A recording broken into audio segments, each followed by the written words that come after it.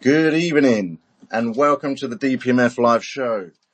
It's March the 1st, 2026, Sunday night with episode 110. And we are your hosts, Daniel, the mastermind behind DPMF, a leading fintech company based out of London, Raylene, we've got Vamsy, Wesley, Live Free, and myself, Mike. And today on DPMF Live, we're going to be discussing all about tokenization of people and what are the benefits or hazards of such an action. So, like always, please do not take anything we say as financial advice. You always need to do your own research. So, How are you doing, mate? You okay? You're not bad, mate. Not bad. This is going to be a bit of a crazy one, I think. Yeah, it is. Crazy subject that we're going into here. Like, how do you even tokenize a person? We could end up being digital slaves, maybe. Who knows? It's coming. And what do you do? Say, like, if you lose 25% of yourself, what do you start doing? Do you have to start chopping limbs off or what? What do you have to do? Well, hold on. Live Free just reminded me of something, him being from Texas. I'm sorry to dox you, but they love beef in Texas and cows, and we've tokenized cows for thousands of years, possibly.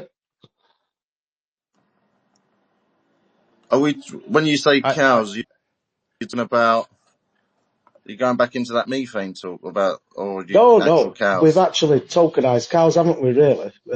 We cut off the rib roast, we cut off the cow's leg, we cut off whatever. And that's just basically tokenizing it. No. That's not tokenizing, man. That's just splitting it up. That's all it is. That's fractionalizing, not tokenizing. That's physical fractionalization. You are doing this every time you barbecue, Live Free. Every time you throw barbecue, this is what you're doing, fractionalizing. Yeah, yes, but not digital. Not digitally, but.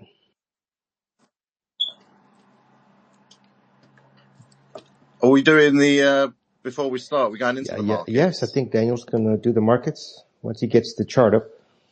Yes, we are. Bear with me 1 second because I was going to put up the RWA post. You caught me off guard there. I wasn't ready. Okay.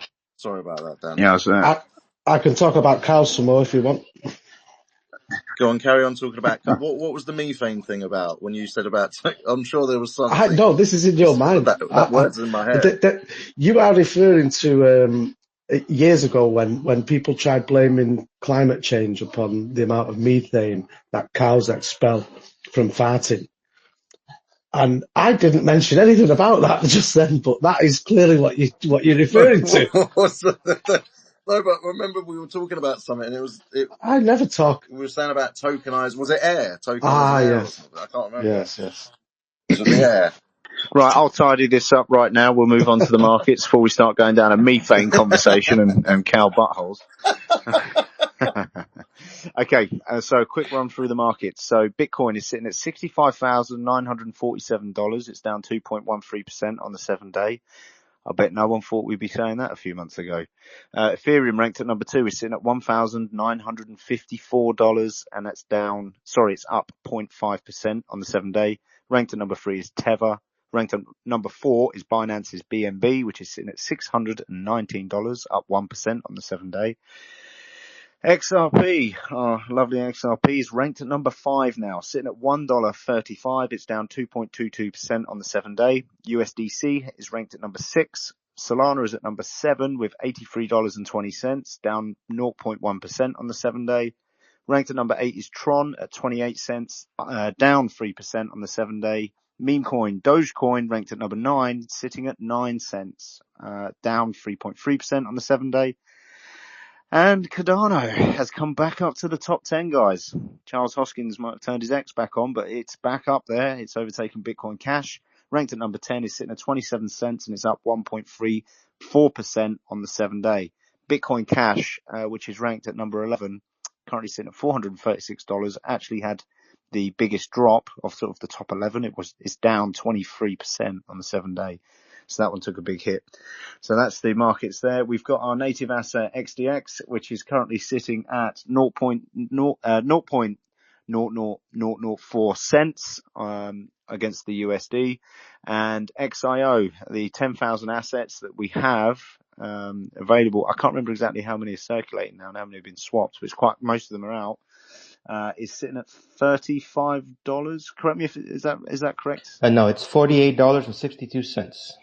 I'll shut my potty mouth then. Okay, there we go. You dirty boy. Yeah. Very good. Okay, so that's the markets. Hey, Dan, do you want to do a very, very, very quick, like maybe 1 to 2 minute rundown of current affairs affecting crypto markets? Do you want to touch upon that or no? God, what is it with you guys throwing me on the spot? You're supposed to know. You're supposed to know everything. That was a curveball. This wasn't in the pre-discussion. No. But You do well when you get put on the spot, though, Dan. You also well. discussed it in the investment group. So you should know this by heart. Okay. So I'll give a lowdown on a trading perspective and how it can affect the market and with everything that's going on. Obviously, Live Free is on a trading group we're on, and I put some analytics on there to explain where I think things are going in the future. So currently or recently, following Japan specifically, the 225 Nikkei index currently hit a 4.2 fib from about, I can't remember if it was 12 years ago or 18 years ago, but it's a long climb. It is the point. Now, for those that don't know, Japan does lead market corrections. It does lead bull markets and it leads bear markets. The reason being is because Japan is the first market to open after the weekend. So here in the UK, at 1 a.m. This evening, on the Monday, Japan will open. And however that market moves, then we have the UK exchange opens at 8 o'clock in the morning and then the US 2 o'clock in the afternoon our time. Now, if Japan has a large correction, usually all the other indices follow. Now, to tie that, there's also tops for, I think it was gold. Did I share Live Free? Is that right? Yes, it was gold. And silver had some fib retracements. The point being is we've got like 2 decades of climb. Now, the COVID era had a little bit of a hiccup where we had a massive correction very quickly. I think it was March of 2020. If I remember rightly. Yeah, 2020, because it was COVID-19 from October before, 5 months before. That climb ever since, governments did buy a lot of failing companies. So I know here in the UK, EasyJet and Carnival, but I remember them two specifically got a lot bought up by the government. And they call that a zombie stock. So it's printed money, as we're here in the UK, we call it quantitative easing. It's basically what inflation is. Governments bought up failing companies with printed money, which hadn't been circulating, no value. And I did read not long ago, it was actually a few months ago, there was talk about them pulling out of that. So the governments would have made a hell of a lot of money from no money. And retail are sort of sitting in the middle. Anyway, besides that, there's a chance there's going to be a market correction. I spoke about this for about 2 weeks, probably longer than that actually. I've been saying I think there's a big correction coming, and then lo and behold, over the past few days, there's obviously been the conflict in Iran, and Iran have been flexing their muscles with neighbouring countries as well by firing missiles. Now, analytically, whatever the news is. Analytically, a correction is due. So if it wasn't Iran to be blamed, it would likely be something else. But there's a chance that tonight Japan may lead a market correction. That will affect all equities across the traditional markets. It will have an effect on mainnet currencies. Now, I think theoretically, what's going to happen is because it looks like there's a play for a bull trap on mainnet currencies, mainly talking about Bitcoin, Ethereum, and XRP.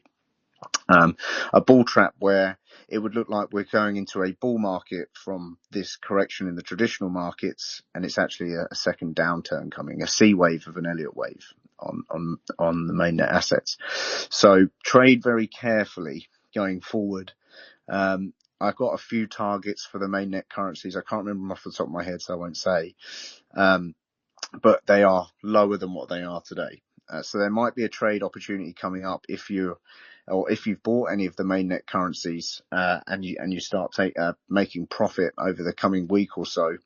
It might be a consideration to look to take that, because we could be in for quite a long bear market on the traditional markets.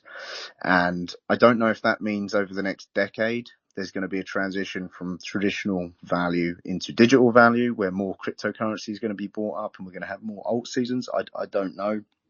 But it does look like to me, and I don't know why it's not being talked about on social media, but it does look like to me there is some form of correction coming in. And I wouldn't say it's because of the news. I would say it's actually an analytical correction, and the news is just following on after. Is that the kind of conversation you wanted me to bring up, Livfrey? That sounds perfect. Thank you very much, sir. You're welcome. So are we, is there going to be any nuggets, or are we ready to move into me doing a little brief overview of what we're going to go into? Have you got nuggets? Vamsy, I suppose you don't know what nuggets are, do you? They're not chicken nuggets.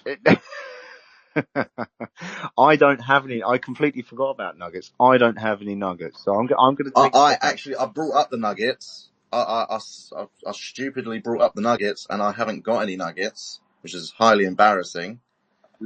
But I have a little nugget. Go on. Give us a nugget. The Strait of Hormuz will decide the price of oil. The what? Sorry. Was that a nugget or a fact? I am saying it's a fact, yes. But the Strait of Hormuz, with the current tensions in the area, will have a direct impact on the price of oil. We're talking about prices and things. He's talking about how Iran has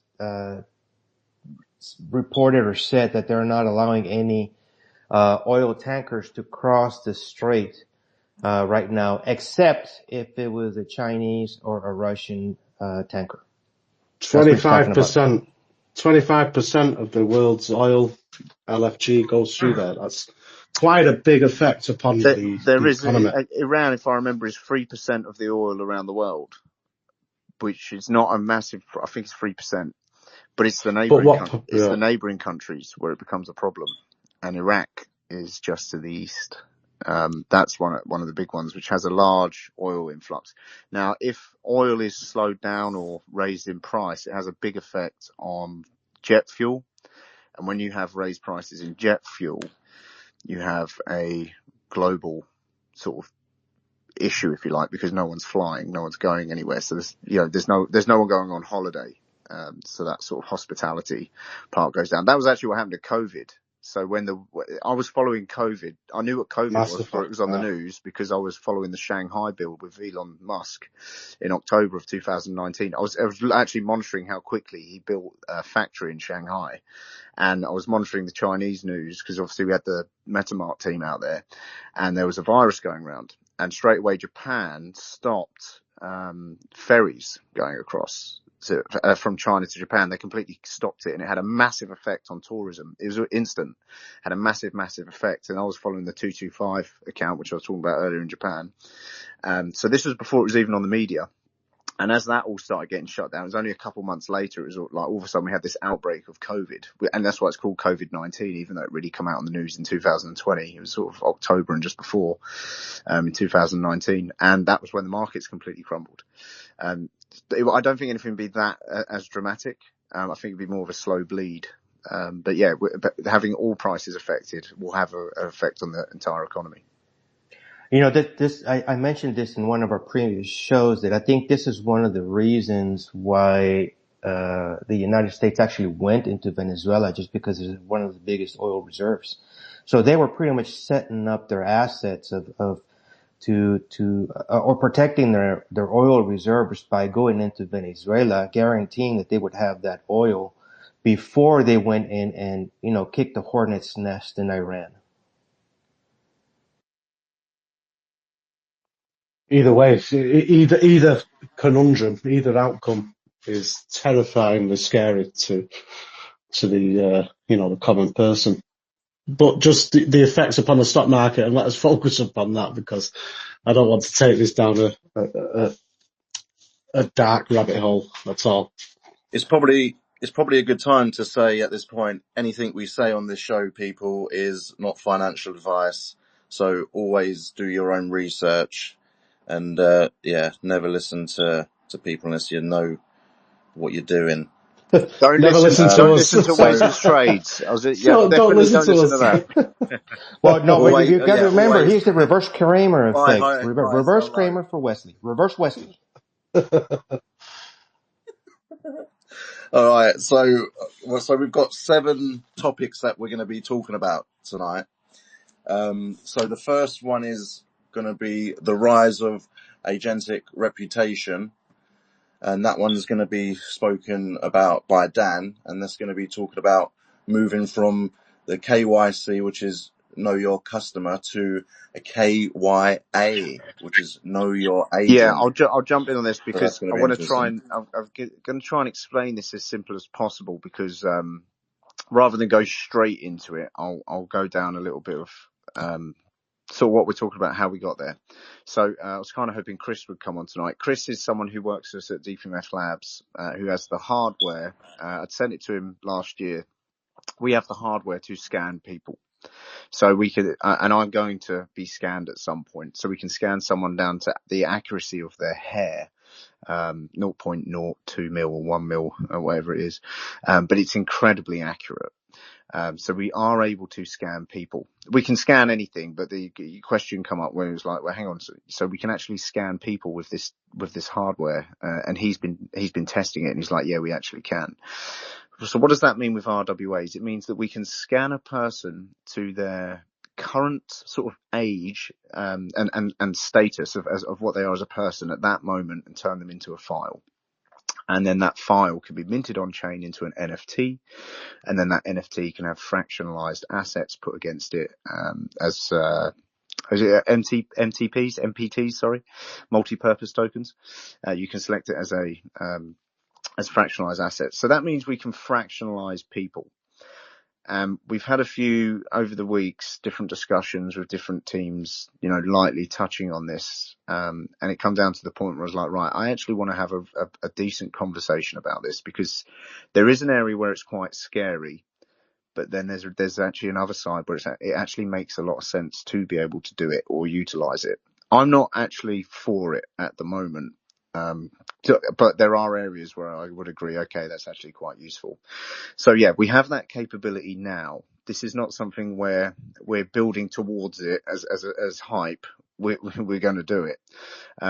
So yeah, at some point I'll be visiting Chris and I will be completely scanned into a 3D file as kind of a test and fractionalized. Now, at the moment, because of regulation, kind of policy in this area is all very grey.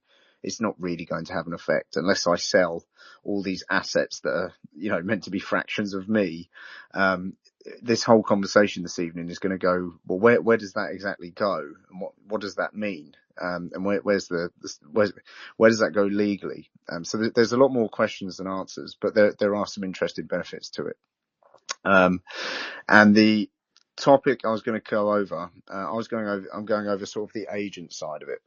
So, it was mainly to go over if an agent was to invest into a person. So with the capability, with us being able to fractionalize any human being, it's like, what's the point of it and where does it go? Why even do it? And I know some of the guys here will be covering why that is as we go forward. But my segment is a little bit of a blend with AI agents as well. But to add as well, and this is why I wanted to sort of bring this up preliminary, you could, in essence, fractionalize someone as a kind of as an AI agent and have them as a trading agent. And as they grow wealth and value, they can put it into their own fractionalized assets. They'd be like, well, is that something worth investing in? If you have an AI, if you like, as that kind of investment. So it gets a bit far where you combine AI and real people. But the whole topic is a really big unknown area. For the perspective where I think it would go, I think it could be quite a bad thing to do. I don't think it'd be a very good thing to do if we start going down tokenizing people. But I think in the future, in let's say a century, it would feel a lot more normal, and that would be with everything being digitized anyway. For example, if we started fractionalizing people at birth, which sounds crazy now, but if we was to do that in the future, it would mean that a newborn baby would have an element of value where as they grow older or go to school, would they be able to sell fractions of themselves to cover costs to go to school? Would they sell fractions of themselves for education? And then it kind of makes sense. It's like, well, and then it's, well, where does that go? What if someone owns over 50% of you? Then do they actually own you? And then if that's the case, do we go into a modern form of slavery? And, you know, like you've probably all seen the cyberpunk sort of futuristic, sort of territory where it kind of goes that way. Is that where it could go? And I think it is. We spoke to someone from Thailand a while back about elephants. I know Wes and Live Free were there. And they were raising funds to keep, elephants in, closures and to keep them alive. They would sell, NFTs, I think it was. I don't think it was digital assets, was it? So they would sell NFTs to keep these elephants in good order. And the topic come up, well, have you ever thought about fractionalizing them? I was like, actually, I don't think that would be such a good idea, because then if someone owns half of them fractionalizations, they essentially own the elephant, because that's where it would go with physical items.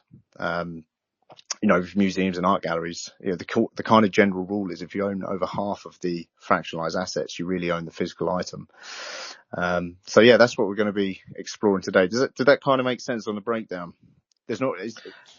Yes, and I think it's important to remember there's two sides to this argument as well. It's not just everyone assume that it's so nefarious that you're going to be a slave, but there are two sides to this story as well, and hopefully we all will discuss this tonight. Why don't you just go right in? Go into the first topic, Daniel, and then we'll carry on, as we go. We don't have to name all the topics. Was mainly, we'll just go. Mine is probably a bit too far ahead. It's actually to do, where does it sit if an AI agent was to invest in someone, say they buy their fractional assets and they tank it by accident? What does that do to the value? And I think that whole topic is probably a step too far in where we're going. So that's why I wanted to break that down as a sort of prelim phase and sort of explain, where we're going with it. But sorry, Wes. The point being is that, we can scan people into a 3D file now. There is no policy, there's no law or regulation on how that works, which is probably a good thing. How does that work if someone owns a large percentage of someone else?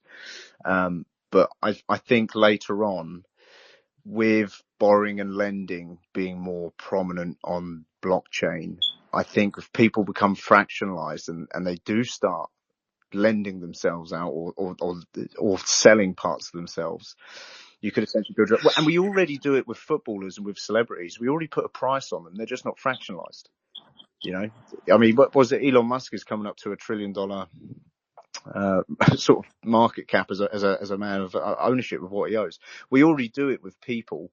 We just don't have the opportunity where we can buy into it to invest with them. When there's options like Iggy Azalea launching a token and such things, isn't that similar? Isn't that tokenizing their brand and buying into it? It is, yeah. So it's and we kind of do that with issued assets. It's kind of that's the branding. This is what it's for. This is how it's used. But then now how does that work with people? And the guys have got some interesting topics on it tonight. But mine was actually about what AI agents selling someone's fractionalized assets and tanking their value by accident, which I think is probably a step too far, especially to start with. So we'll put that to the side and just explain what it is, as opposed to go over sort of AI. Okay, so tanking someone's value. So you're saying you want to skip your topic and then go put in as we go? Is that what you're saying? Yeah, I'd say it wouldn't be relevant. I think it'd be too confusing. It'd be better off sliding. I can help if you like, because I think the crucial basis for anything is regulation. So how do we define things? How do we describe things? And my topic was the Clarity Act. Does anyone have any objection to me starting with the Clarity Act? It seemed logical to me just to establish a few fundamentals here. That would be great. Okay, so the first ever iteration of the Clarity Act was brought in by Canada in about the year 2000, and it has nothing to do with crypto, but this is where the word comes from. And that was to do with secession, with buying land, selling land, and you needed a majority of people to judge this, and you needed a majority of your peers to enable this, and that's what that talks about. But America then made another Clarity Act.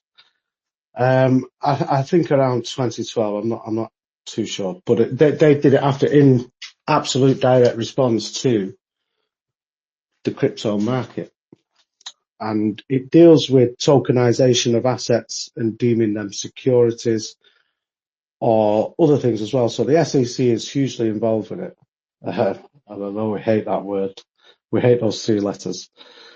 But the Clarity Act for the USA was it was in 2025. It's a major piece of legislation, and it's got to clarify the regulatory roles and definitions. So when we say that we're in the Wild West, we actually are, because we've not even defined anything yet. So this is what could be quite scary, because, how do you decide whether something is a commodity? How do you decide whether a person is a commodity or a security or a stable coin? If you're a security, I'm going to make profit off you then. I think that's basically, in a nutshell, what a security is. If you're a commodity, I can sell you for money. I think that's basically what a commodity is. I think while you're concepts are scary. I think it's a good point to bring out that because digital assets can be more than one. So with bringing clarity, we could end, because they can evolve and bend as well. So by bringing clarity into what something is, or giving it, a definition of what it is, it can evolve as well, and it can be all of them. I think the XRPL is quite good at that, because the protocols, everyone has access to the protocols, which means every asset can do what that protocol is, if that kind of makes sense. So the definitions are multiple, actually, for assets, specific to the XRPL anyway.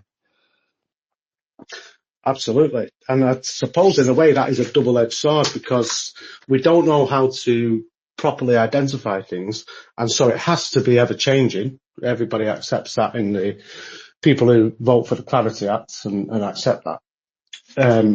But that is dangerous, because we don't know how to classify things, so this thing has to change over time. Now, how does that change? Well, I don't know. Perhaps you have to have a voting mechanism. What? I thought you was going to come out with a really great answer then. Like, right, how does that work then? Well, I don't know. I thought that as well. I was killed it there, Wes. Sorry, was that an anticlimax? Yeah, it was. Yeah. I'm really sorry. But like, how do you define the terms like a digital asset, a digital commodity? You've got the commodity futures trading commissions. Imagine taking a future on a person, but this is where you have to delve into the realm of hypotheticalness. Perhaps you could study a student, a child born from an impoverished society. These people tokenize this person. I know this sounds crazy, but perhaps you could, instead of a GoFundMe, which is quite popular now, you could actually sponsor a child, because I think sponsor as well isn't the right word. It's a similar word to what you're actually doing in terms of people. If you've got to tokenize people, you would be sponsoring them. So that could be one aspect that you could do. I struggle to find any meaningful purposefulness of tokenizing a person. I tell you one thing I have picked up, which is really good if you use tokenized. I suppose there would have to be some clarity into someone being tokenized, as to see, for it to be worthwhile. So there is demand there where people actually want to own fractions of that person, but then they can use their own fractions as collateral for borrowing and lending. So that just opens the door up. That's one of my topics right there. I'll shut up. Right. Shut up. Sorry, mate. Sorry. Well, if you'll allow me, live free, just 1 minute now, and I'll bridge into what you're saying, I do. Because imagine you have two celebrities or two Olympians who are a couple and they have a baby, and you could tokenize them based on my collateral. These are going to have great use. Does this render us as something quantifiable, and that's the worry. Anyway, Live Free, I'll let you take over. Okay. So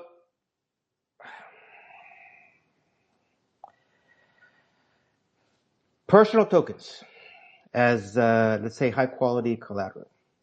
So personal tokens, which are often referred to as social tokens or reputation tokens, they represent an individual's digitized personal brand, reputation, loyalty, or influence on the blockchain. These tokens can be minted based on quantifiable metrics like social media engagement, on-chain activity, professional achievements, or community contributions. In the evolving landscape of decentralized finance, they're increasingly being explored as a form of high-quality collateral for on-chain loans, mirroring how tangible assets like the gold or real estate are being tokenized and used in the lending protocols. So this concept does flip traditional credit systems on their head. So instead of relying on credit scores from centralized institutions, the borrowers leverage their personal value as an asset class. So could this be the beginning of the downfall of the importance of credit bureaus and an increased reliance on on-chain coin price history? As we hit the 2026, this trend is gaining traction amid the broader boom in real-world asset tokenization, where assets like the U.S. Treasuries and private credit have already surpassed $20 billion in tokenized lending volume. Personal tokens extend this to intangible human capital, enabling under-collateralized or reputation-based borrowing. So how do the personal tokens work as collateral? As individuals create a personal token, these tokens might represent shares in the person's future earnings, exclusive access to their content, or voting rights in their personal DAO, which stands for Decentralized Autonomous Organization. I stole that from you, Wesley. Metrics such as follower count, endorsement history, or on-chain reputation scores back the token's value. How are they integrated into DeFi lending? In decentralized lending platforms, users lock their personal tokens as collateral to borrow stable coins or other assets. So the loan to value ratio, which they call the LTV, how much you can borrow against the collateral, it depends on the token's perceived stability and liquidity. For instance, you have high reputation individuals, influencers or creators with on-chain histories that might achieve LTVs, which is the loan to value ratio, of maybe 50 to even 80%, allowing under-collateralized loans where the borrower's reputation acts as the primary security. Smart contracts can be used to automate the process. Borrowers deposit tokens into a vault. They borrow against them and repay with interest. If the token's value drops, let's say like due to a scandal, you were caught cheating on the wife, or you're caught, defrauding the government or whatever, the protocol may require additional collateral, or it may trigger liquidation. So then what are the similarities to tokenized RWAs? Just as gold or real estate is tokenized to enable fractional ownership and seamless on-chain trading, personal tokens digitize the human capital. RWAs like tokenized treasuries have become the bedrock collateral in 2026, at least blockchain-wise. With markets hitting 25 billion and institutions like BlackRock and JP Morgan leading the charge. Personal tokens do follow suit by turning soft assets, which is like reputation and loyalty, into tradable liquid instruments. For example, tokenized private equity or bonds are already used as collateral for the real-time loans, and personal tokens could enable similar collateralization of everything in DeFi. So Current trends, by 2026, tokenized loyalty and personal brand value are projected to explode as DeFi matures, and the key drivers include the regulatory tailwinds, as Wesley had been saying about the SEC and clarity and stuff like that. You have the technological advances, just the fact that you have the ability to do it. And then you have the market growth. Currently tokenized RWAs are going parabolic, with private equity lending, again, at 20 billion in on-chain loans active already. Personal tokens fit into this democratizing access. Creators can borrow against their brand without selling equity, while lenders earn yield on human-backed assets. You can expect integration with the 24/7 trading on exchanges like the Nasdaq's tokenized securities platform. So what happens if you default? Let's say you have a token and you default. You have the liquidation of their reputation. Defaulting on the loan backed by your personal tokens triggers a smart contract enforced liquidation, similar to DeFi norms, but with unique social ramifications. I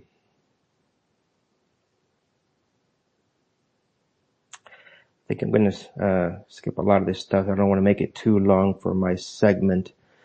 So in summary, it's 2026 just marks a pivotal year where personal tokens evolve from niche experiments to viable collateral, blending human intangibles with DeFi's efficiency, while empowering defaults highlight the high stakes. Your social standing becomes a tradable asset, for better or for worse. If this trend accelerates, we could see a world where you are what is bankable as what you own.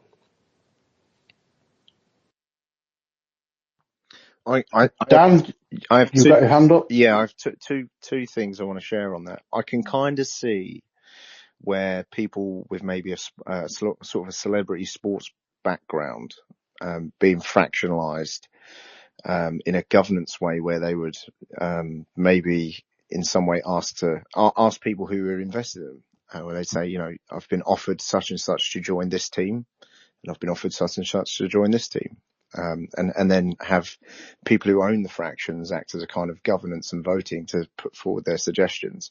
I can kind of see that as being a sort of almost like a utility with fractionalizing people. But that's kind of like through the tech side of governance. It doesn't come down to I suppose the real time of what does that mean if it's classed that you own a part of someone. And I think that could be something with like government policy or whatever in the future. I think that's when it gets to the bad side. The second thing I picked up on when you was talking about that, talking about your segment, is so I am going to be scanned as a 3D file. I'm going to do it. I'm a little bit worried about it, but I'm going to do it anyway while the area's murky, where there's no real Why? grounds. But why though? To test it. Just remember that photos add about 10 years to your life, right? No, What just wondering what's the benefit in terms of tokenizing yourself so as it's a actually person. testing. So I'm going to test what to do with it. Now, let me give you some ideas. So Me and Dan go head to head with him on the tech side and me on the practical application side. I would only put a small amount of fractions on the market, right? I wouldn't, put like 100% of my fractions at pennies.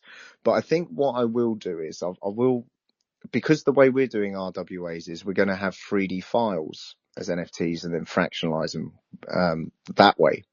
So that means we can add a use case with the 3D file, which in turn can add a use case with the fractionalization. So what I mean by that is you could run around in a 3D ecosystem as an avatar, play a game to earn, and then some of the earnings you have automatically go into the sort of fractionalization circulation pot. So that way, people who are invested in your fractionalization, there is revenue that comes in, if you like. That's, from a gaming perspective, that's one.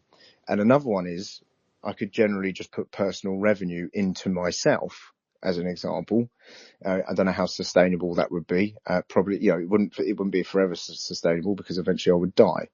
But leaning more with the 3D file, I think there would be a use case with fractionalizing people, and I am gonna test it. So I am gonna be scanned by Chris. I'm gonna go to his workshop, stand there, and I think it's gonna take about an hour. He has to scan my face first, because it's quite uncomfortable to stand still for an hour. And when you get the face out of the way, it means I can have a conversation with him as he scans the rest of my body. Do you know what this is reminding me of? You remember the old Willy Wonka and the Chocolate Factory? Do you remember there was that character, Mike TV? Oh, That yeah. guy, and then you took a picture of him, and then he became chocolate above everyone's heads, and then he became like a miniature version on the other side. Mike, can You, you give Samadhi a mic? I believe What's he that? Sorry, requested. he Ramsey? does. He has a Okay, speaker. He has a he does? speaker Okay, already. I Yeah. couldn't see it. Sorry. I can't see it on my end. Thank Hello, you. gentlemen. Thank you, Vamsy, for the invitation. This is such an high IQ conversation. I don't know quite where to begin, but I'm just kind of listening in the background, Vamsy, until your section, and then perhaps I'll speak after that. Oh, yeah, anything you say would be great. Thanks, Samadhi. Hey, Daniel, going back to the tokenization of the, let's say of NFT for like gaming, that actually just reminds me of what you're actually doing technically is you're going to the horse races and you're betting on a horse. You're putting down, $10 or 10 pence or whatever you want to call Well, it, that's saying that that's going to the win. gambling side, yeah. So I know what you mean. I get where you're coming from, but just if you do have a 3D file as an RWA and it can play in a game and you can earn playing that game, and some of that value can be put into on the open market into your fractionalized assets, essentially you almost have a view to that's one aspect of a utility, if you like, other than governance. But I think for a lot of, so if everyone here was fractionalized in the room, a lot of it would be gambling. It would be a similar concept to us all being meme coins, because you don't know how much interest is going to be in buying into someone. But then if you just add a bit of use case with, or tailor something so there's value that comes into them fractionalized assets, then it's a worthwhile investment. It's almost like an advanced way of getting dividends, with equity. I can see. Yeah, and you're relying on that person's ability to be good at what they do in Yeah, I essence. can see. So that, Yeah, but like with stocks, past performance is not a predictor of future performance. well, no, but So how do you put value on a human but being's It's performance? that would be speculation. But let's just say, for example, I am a 3D file and I am playing video games, and there is value that I make in this game going into the fractionalized assets that are circulating with me. It could also mean that when I die, someone could buy me as an RWA and continue playing as me. So then you don't have what you're talking about, where you're relating to equity as a business, where eventually the business goes down, everything goes down. Instead, what you have is a legacy character of someone playing as Dan, the CEO from DPMF, 200 years into the future. And I think people can invest in his fractionalized assets that he launched when he was alive. And, it's out there, right? It's out there. I don't have a I solid also answer, right? I also think as well, much like the dot-com boom, it's reinventing the way that money is spent. Like during the dot-com boom, or sorry, should I say before the dot-com boom, people went to a shop physically, they bought a physical item, they went home. After the dot-com boom, you could order it on the internet. Web 3, Web 2, Web 1, all of those things. And this is a different way now of sponsoring people, such as, let's take, for example, Cristiano Ronaldo. Huge, possibly one of the greatest marketing successes of a person ever made. Now, this is no different than what we are discussing here, the way he makes money off whoever his sponsors are. He makes them a load of money. He makes a load of money in return. This is just repurposing the way, the mechanism in which you develop the income stream or you develop the selling stream. And it's just using different rails now, and the rails are blockchain technology, because everything is is immutable on the blockchain, so that has its own appeal. So this is what the next, well, they call it the third industrial revolution, and I believe that that's what it is. But it's just a transference, it's just a transfiguration, if you like, of what we already have going on. There's no difference, but it's just maybe the mechanisms are slightly different. It's just got, so overall Well, what financially, are the it's got ethical good heart. implications of that, of commodification of human beings and their brands, or is it more just their brands? And then Yeah, buying into it like private equity versus the way that businesses buy into them. that's another one of those topics somebody else is going to speak about. So that, just to answer your question, so people are changing in their value in their definitions of value. The definition of value is changing. So I'm sorry to say and bring the tone down, but you have people like Body Blue, you have these celebrities chasing, in the most outlandish ways, most outrageous ways, but it's making money. So people are now sacrificing morals for social content, social clout, and money. Basically, it's all to do with money. So it's just, how will you more effectively and efficiently make money? And the question of morality has gone out of the window, which I fear, and that is what is scary when we address these topics here. Like, how far would you go? But I don't know if it's going out the window. I just think it's just a true reflection of current society as in general. I mean, you do have these. What's scarier? You do. Well, I know you do have these idiots, posting selfies or videos of them doing something stupid for the likes or for monetization, and you have people that follow them, and then you have people that don't follow them or ignore them or block them. So it's just an example, or actually a depiction of actual society in general, of the way they are, the way they behave, their current ethics, and it's seeping through. They're being discovered, in essence, what they actually truly believe. Jim, go ahead, open up your speaker. Hey, how are you, Dan? How are you, Bamsi? I see Hey you there. Jim, good to see you again, buddy. Hi, Jim. Oh, good. Yeah. I nearly choked on my pint when I heard this conversation in the beginning. But wow, tokenizing people with NFTs or assets, I think is a bad idea, really bad idea. It's like trying to sell a slice of your soul on eBay, but the buyer can resell you your left eyebrow to a stranger in Dubai. You become basically a walking trading card. Or you have people, let me just level up my grandmama's NFT for a rare shares edition. No thanks. I think human beings are not Pokemons, and we don't need to be caught instead and flipped for profit.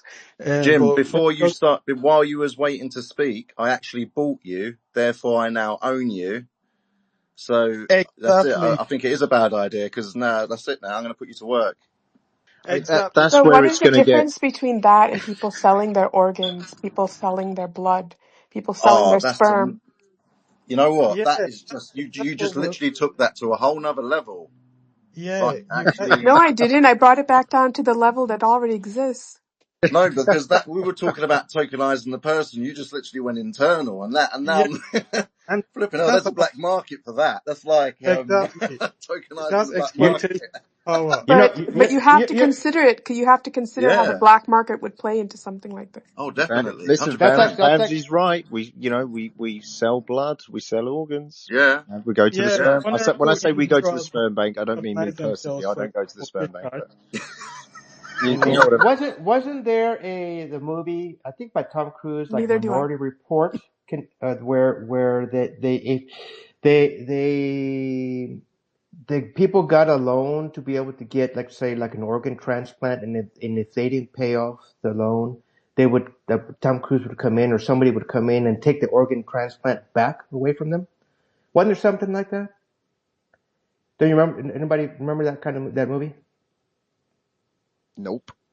Nope. Oh, well, okay, it's out there. Anyway, so what Bamsi was talking about, or what Jim was mentioning, it kind of does say, well, you know what? I own 10% of you. and I need a kidney transplant, so I'm going to take one of your kidneys away, because you owe me 10% of your current worth, and by me taking your kidney away, we are even Steven. You don't owe me anymore. So, That is the scary part. that's a scary thought right there. Yeah, that's the bit that I actually think that's something that would be later. I actually think that is going to be how it's going to be. It's similar to what you said there. I literally just have a crazy sort of idea. What if someone who was blind somehow managed to see through one of your eyes and they bought your eye or something like Hang on a that? minute. How many blind traders do you know? Right. Hello? They do Hello? make I don't know if they do make iPhone are doing braille braille on the keyboards. screen, but They make braille keyboards. Yeah, and then you have to think about privacy too, because by the time you tokenize yourself, somebody's coming to tell you that, oh, you can't go out tonight, you can't drink, basically that's bad for my investment, I own you. It's all about self-dom. But I think autonomy, privacy, ethics, all those things will eventually come into play. But as the speaker said earlier on, once you get the regulations, I see it in the future, people will be able to kind of monetize maybe their income by tokenizing their income. So it will be, I have a stable income, so I'm just going to fractionalize it. And then you could, earn from my future income that way. But for physically getting into a scan like Dan is willing to do now, I think that's a whole different level. yeah, it's pretty scary. I am going to do it though. I suppose it's like, so if I was to say, if I fractionalize myself and put, I don't know, let's just say 10% on the open market, and I claim that fractionalization is 10% of me. Obviously there's no law, there's no policy, there's no regulation. Would that mean that if someone bought all 10% of that, do they own 10% of all the assets I own under my name? Because technically, I think they kind of would. And so there's so many loops and grey areas and places to go with it. It's. But you know what? I think that would have to be That's based on but that that's would have to be specified on the NFT or the fractionalization. It's like the contract that you Yeah, agree on how to sell it. yeah, it's What if in based the on future, what encompasses the value of who you are. what if in the future you was detained because you committed a crime and then the government took all your fractionalized assets through a clawback function of some sort, let's say, and then you under law would have to buy them back, which would mean you would be putting money back into society or something like that. I don't know. But I think that there's a lot of places you could go, and I really do. I think it will happen. I think it'll be a long way away, but I think when it does happen, it's going to feel a lot more normal, and it will come in little baby steps. Oh Or yeah, Where the you mentioned the government are government. telling you, this is going to keep you safe. We're going to fractionalize the nation. This is going to keep you safe. You have digital ID. It's everyone will have to do it by law. And then there'll be all these little laws that come in about owning people and all sorts. I don't know. yeah, it's You just know like what? syndicates with We go into a owning Handmaid's Tale horses. future, we'll be tokenizing uteruses too. Yeah, just like with the racing horse, I own a few horses, and I went up to the stable the other day, and they were like, "Oh, you own the horse, you own part of the horse because you have 30% as a syndicate on the horse. But if we're going to breed this horse, if it's going to be studded, you're not going to own any fraction of it." I was like, "How does that work?" So it's still murky, even with racing horses, what way you can own a horse, as a syndicate. So I think it's a long way to go. I think we'll probably have to start, with the horses and the farmers with the cows and the sheep, fractionalizing that and digitalizing that first before we step up to human beings. Yeah, I think you're right there, Jim. That's probably how it will start.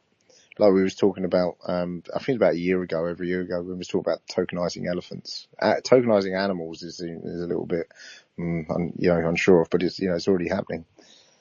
Samadhi, open up your speaker. Yeah, thank you, gentlemen. So I'm just listening in to specifically what you mentioned earlier, Dan, regarding tokenizing yourself and getting scanned, and what the gentleman Wesley was mentioning regarding Ronaldo in terms of the soccer player. So this concept, so we're going from the current iteration, which is what you're mentioning, Dan, of like tokenizing yourself through the current technology, and something that Ronaldo or even like a Michael Jordan or even Vamsi mentioned, some singer tokenizing herself with building a token. These are all in the realm of celebrities, and they call that branding. So Nike is able to tokenize and make money off of Michael Jordan by selling shoes because they have his branding, which is really an essence of him on that shoes, but it's not really him. It's the representation of the idea known as a Ronaldo or Michael Jordan that the fans actually resonate because that name has value. So my question really to the panel is this, and I'm really interested to hear what Vamsi has to say in terms of her segment and just maybe a follow-up, is the question of morality has always been, I think, at the onset of any emerging technology, whether it's the criminals or the sexualization of that technology. Generally, those two categories, they always tend to be the early adopters of these type of technologies. So I bring it to currently.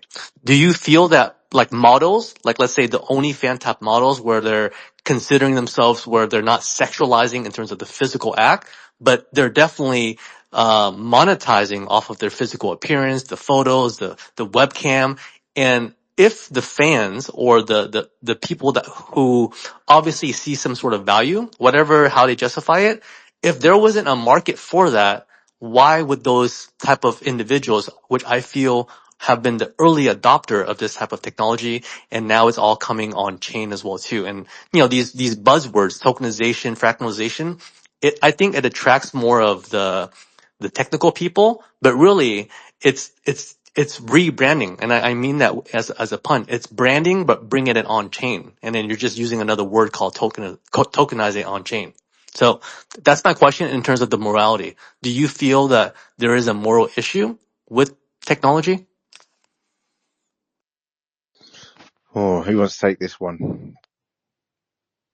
I can. I was going to I Well, say you would, absolutely. but well, absolutely. That's why we need regulations, correct? Because in the wrong hands, it gets exploited and perverted to extremes. And with AI, that's only serves as an accelerant. I think this is why Thomas Friedman was also trying to address this point that, we're living through this Promethean moment, and it can be used for bad very quickly if there are not guardrails put in to have it reined in to be used more for good.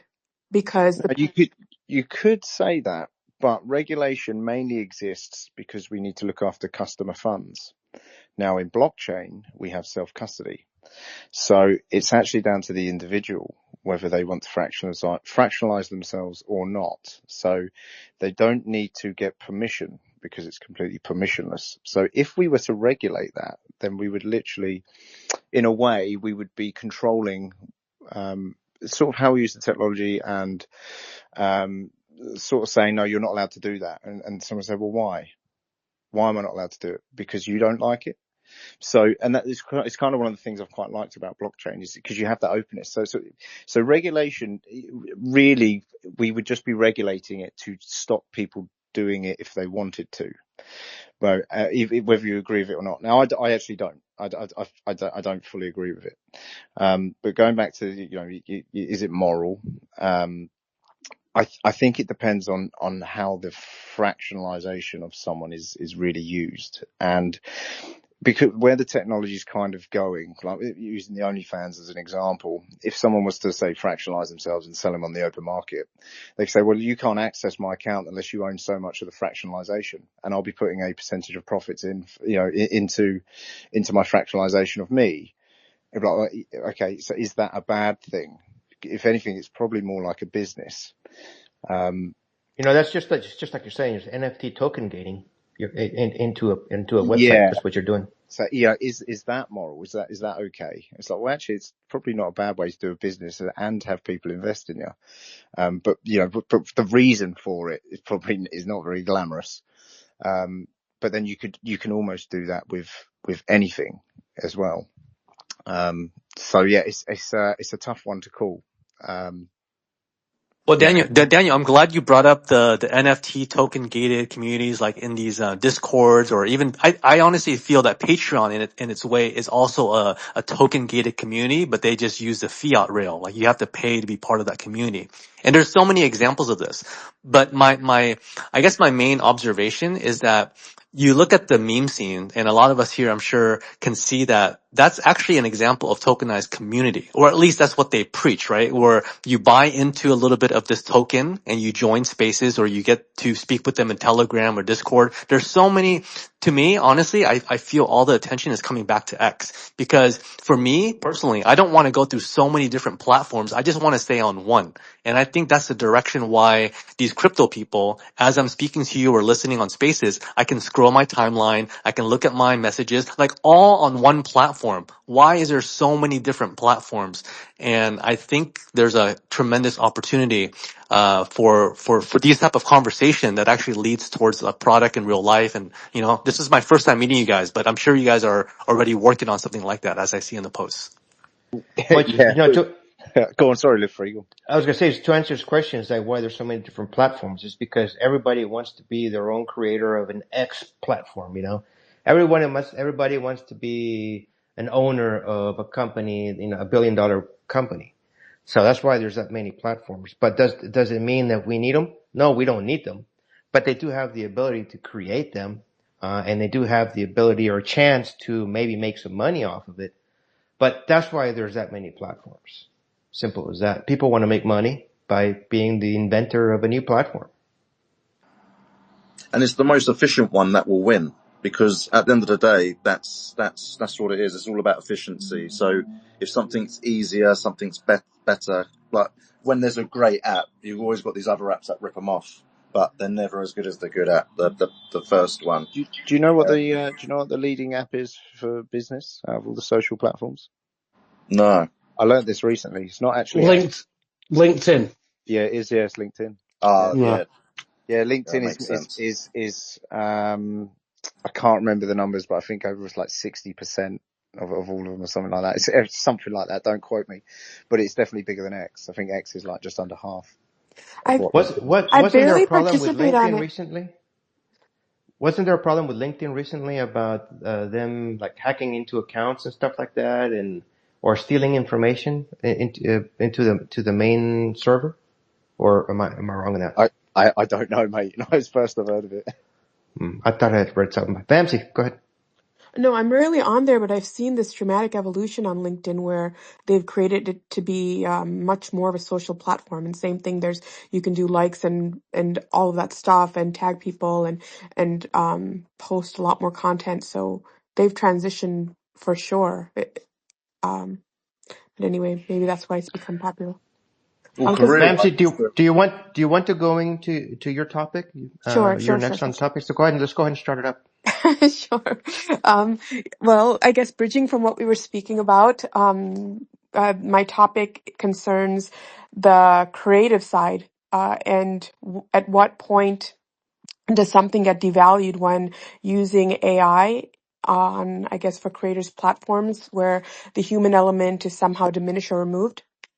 And I think a bit of my art background plays into this, where I have a good opinion because when it came to artists, for example, when there's a bear market, they would produce works that were very much from their like little bit deeper part of their sensibilities and their soul, and you would see a lot more originality in the works.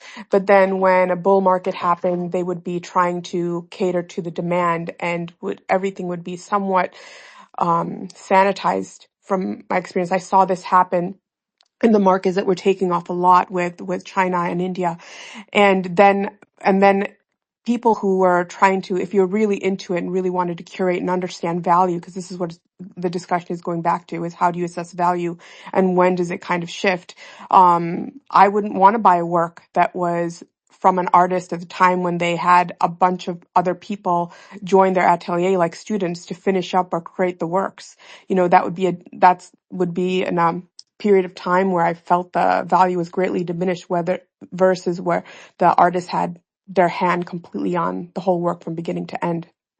So to translate that into, I guess, personal branding, and then the value, the human value, I guess, like having verifiable proof of how much the human touch is on a brand versus them exercising, like utilizing AI to expand it. I think that plays a lot into it.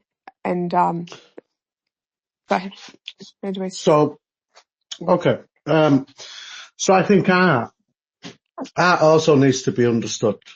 And it ties in with the Clarity Act in a way. You know, we need clarity, we need clear definition. Art is a reflection upon a society at that point in time. So art takes on many different forms. That is a very broad stroke. Now, just to qualify myself in any way, I studied English literature for many, many years at university level. And I've noticed and often wrestled with the theologies of what art is, especially what is its use. How can it help us? Well, a great many people before me have spoken about art is like a mirror. Art is a reflection of society at that time. If you cannot produce art, then you are not free. But art is satirical, art is challenging, art is pleasing to the eye, art is all of those things. So when you look at art, you are arguing here AI reduces art in some way. And it reduces in the sense, well, humans aren't creating it. Humans are Do you not mean directly kind of creating like it. Well, it content depends on how creators becoming derivative it is or intelligent? how enhanced it is. So not directly by the human's hands is art being created. It is a set of instructions through software that is then trying to emulate what the human is wanting to accomplish. So art is taken on a different form. And there's a place for all arts, I think. And that would be my argument, my counter argument against that, I suppose. But on the positive side, if you look at the positive side of what AI does as an enhancement to us as individuals, when you train it and you interact with it, it's an exponential version of who you are. And I think going deeper, if you think of like the purpose of life or consciousness, it's for expansion. So if you pair AI with who we are, it just accelerates our expansion. As long as it doesn't become an AI copying an AI copying an AI. Like if it starts with the human element and it's just an expansion of us as individuals, then I think we're good. And there was a nice phrase I heard saying using AI as a co-pilot, not autopilot. So I think that as long as you stay within those boundaries, then you have, something beautiful and an accelerated pace. But yeah. No, Well, there's definitely. always going to. I'm sorry. No, I was just going to say from what you were just saying, Vamsi. Yeah, AI is definitely, because the way I see AI is an extension of ourselves. Because when you use it in the correct way, I mean, it turns you into an efficient machine.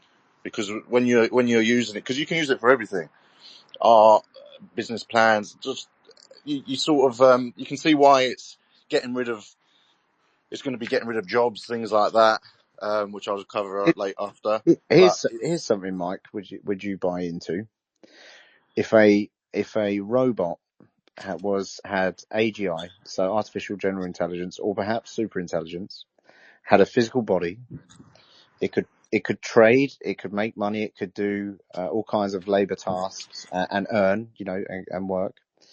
Would you? And it had fractions of itself, which you have in circulation. Would you buy that as an investment for that individual? I think I would, yeah. I think because that's actually what you just explained there, Dan. There's actually a film. I don't know if anybody's seen this film, but he had like this. It was kind of like an Alexa, but a really posh sort of version. I think it was like some kind of pyramid It thing. definitely weren't called Siri. Oh bloody hell. Yeah, but this thing, he was an artist actually. I think in the film he was an artist, and he did use it to trade, and he used it to go in, and it created loads of bots and things that pumped up the price of all of his artwork. So the AI did that for him because it sort of got the hots for him. So it started trying to like, be as efficient for him as possible. Was this So yeah, a male robot? no, it was a female robot. Why does it have to have a gender? It's a robot. Well, had a female voice, Well, no, and you but could what tell I'm by the saying, way and she whatever spoke that she really Daniel was liked him. asking is a male robot. I mean, oh, He you're just talking sounded like about he with was the talking human about two fell in love. It was a gender fluid robot. Okay, got All you. right, It was a neutral. It was neutral, but gender neutral. but what I mean is what Daniel was saying. That is it literally covered it in that film, and it was really good. So if I can try, I'll try and find it so I can recommend it and say what it is so you can watch it because it was very interesting. So just to go back a bit on you, Vamsies, Yeah. with what you're covering, Hmm. do you think there's going to need to be some authenticity when it comes to, because I don't think it would be Yeah, too the far whole out. proof of humanity piece in Yeah. terms of how much is really the creator, because the value of what they are is based off of their personal story and the emotion and their what people connect to. So once you dilute it with AI, then the connection is lost. So that's the critical factor when you're considering the tokenization of creators and their platforms or their branding or whatever it is. I would, if there is transparency in terms of AI is used for this piece of what we do, and then everything else is based off of our human input and the time of and our life of what is put into it, then I think that's a critical thing. I think that a lot is lost, and there's been examples of this too, where you know uh, people lose trust and dump on the brand because they know that it's gone in a different direction from what was originally intended. Yeah, you could almost say, I guess, because I own artwork, and I own digital artwork, and I own artwork that I know is made by AI. And you could almost say, I think as like humanity, or I know definitely like maybe in the XRP community, sort of as an example, even though AI generated artwork visually sometimes looks really outstanding, because you know it's AI, it's actually, even though it looks better visually, but because it's made by AI, it almost devalues it, because you know it was made very quickly at low cost. There's probably very little emotion put into it. But then you can look at another artwork which may not be as visually sort of appealing, but because you know it's had time put into it, it's had someone's emotions put into it, then that's kind of, I guess, what makes it more valuable than the AI generated art. And now we've got Yes. content being put into the world. AI art is everywhere now. It's coming in thick and fast. Probably on par with the amount of real time art we have in the world. It's constant. And I can give some personal anecdotes in regards to that too. Even just recently, because there was an Indian artist that I was pursuing, and it was very difficult to get her work because she does everything personally to the point of which and it's all hand cut work, and to the point of which her fingers bleed. So she'll make like 2-3 works like a year, and so I was on a wait list and I got it, and right after I got her work, then she won the entire Indian art fair, and now only like everything is committed to museums. You can't even get the work anymore. And so people are valuing the human element so much more, like all of that goes into it. And even in regards to, I don't know, even I made it a point that even other works that I've collected, that I know that it's taken months to produce, because I think that will have far more value going into the future. Do you know, a thought has But just dawned on me, and I just want to share this before I forget it. I just want to share this because I've just realised. So, relating to tokenizing people and artwork. So, let's say I'm an artist, and I decide to tokenize myself. I'm a 3D file as an NFT, and I've got fractional assets that relate to that NFT. So the NFT is on sale in them fractionalized assets. Let's say I never wanted to create a currency, but I wanted to go down that road. On Fusion, I could create artwork and sell it in fractionalized assets of myself as a currency. Would that be a reason? to tokenize myself. So does everyone know what I'm We're going on back about to here? fractions of you, Is that Dan. kind We of keep like going back to fractions of you. is that kind of like people investing in Well, you well, so this is where it in gets that kind of interesting. way? So this is where it gets interesting, because I could create a piece of digital artwork and sell it for the fraction, and this is technology we've already got. So it's not like that. This is something that this is from the future. I This is actually happening have now. an idea. I think we should just auction off like a date with you or something, and then you'd be able to figure out your value, and then go from there in terms of you want to. I'm not a cheap date. I'm not cheap, right? Brace yourself.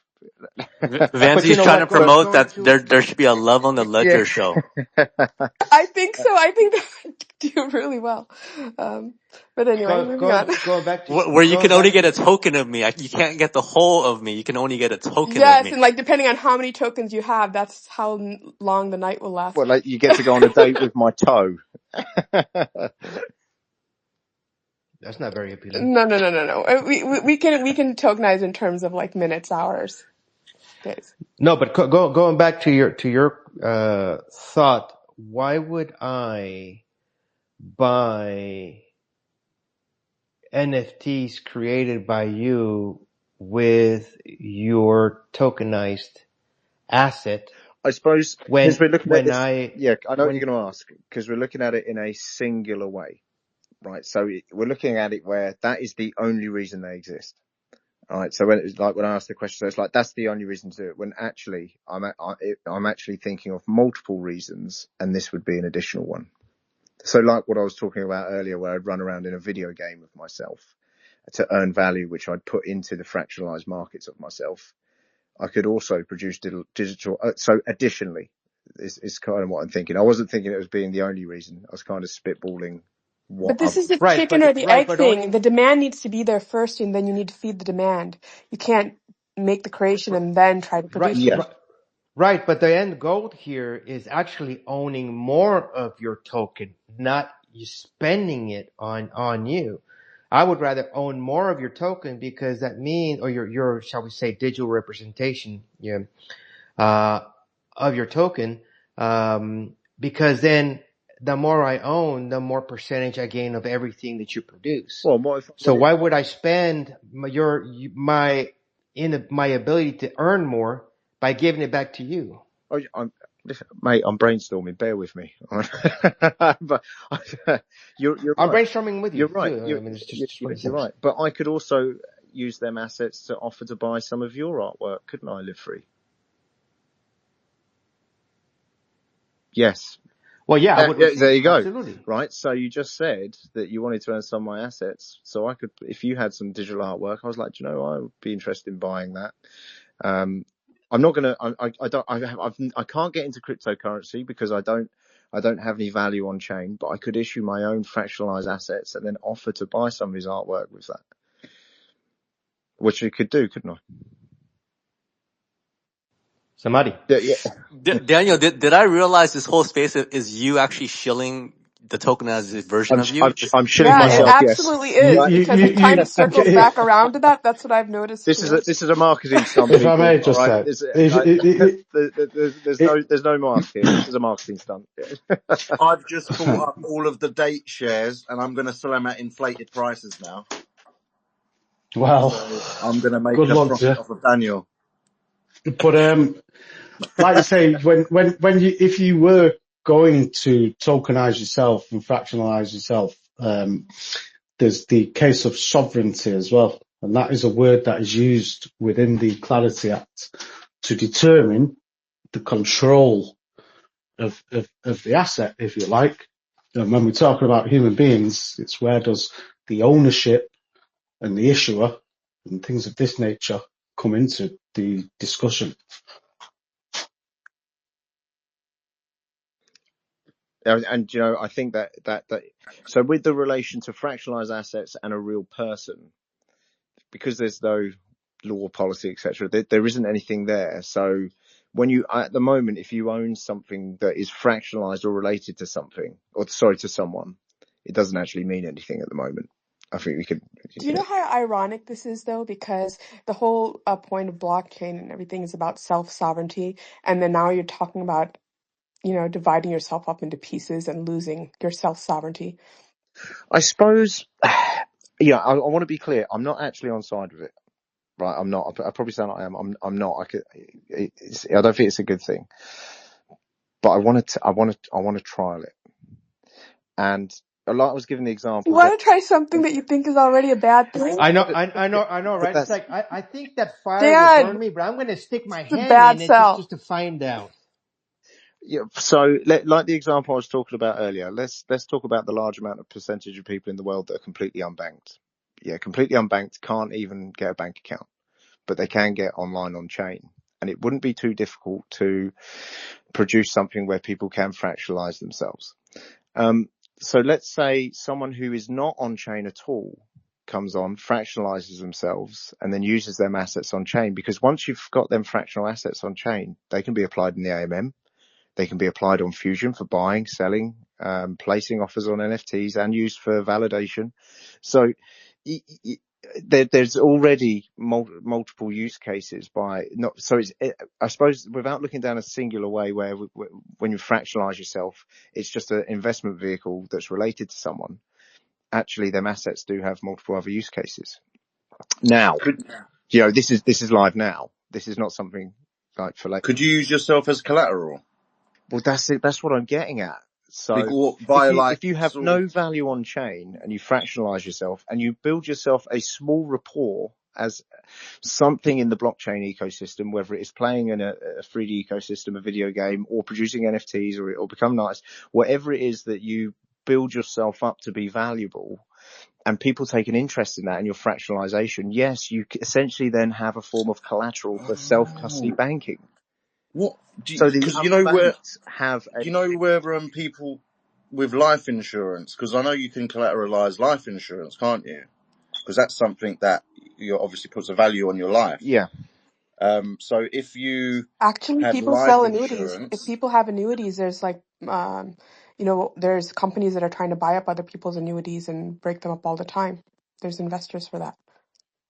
And then you get suicided. Why do you got to go dark? Why do you have to go dark right away? he loves going dark. He does. He loves it. It's good. I feel a cataclysm coming. It's coming. It's coming. Who's Let's on go back to the selling next? organs. Yeah, who's on the next bit? Where are we at? All right, so we're on to Vamsy's done hers. Wes did his at the beginning, so I think it's Live Free again, and then Wes, and then I'm at the end. Well, my topic has pretty much already been ramrodded by everybody here. So. I mean, I can start going into my one. Whoa, what a baby! Unless Wes wants to. I can go ahead and go into my topic and review everything that we've said. So you want to do that? No. Yeah, go for it. All right. So the concept of fractional ownership applied to human potential represents a futuristic evolution in how we finance and invest in individual talent, education, career trajectories. At its core, it involves breaking down a person's projected future value, such as earnings, achievements, or contributions, into tradable shares or fractions that investors can buy, sell, or hold. This shifts the paradigm from traditional investments in tangible assets like the real estate or art via the platforms like the Masterworks or Rally, or events current. Masterworks sucked, by the way. That's a bad example. Okay, we won't be investing in Masterworks. Or the current creative outputs to speculating on someone's long-term upside. Think of it as crowdfunding meets the stock trading, but the asset is the human being's unrealized capabilities. It's like, imagine a promising student in AI engineering can't afford tuition. So instead of loans, they offer fractions of their future career milestones, say 1% of earnings from their first job. Easy, Live Free. Don't start going into my segment now. Easy. Oh, okay. I'll tiptoe.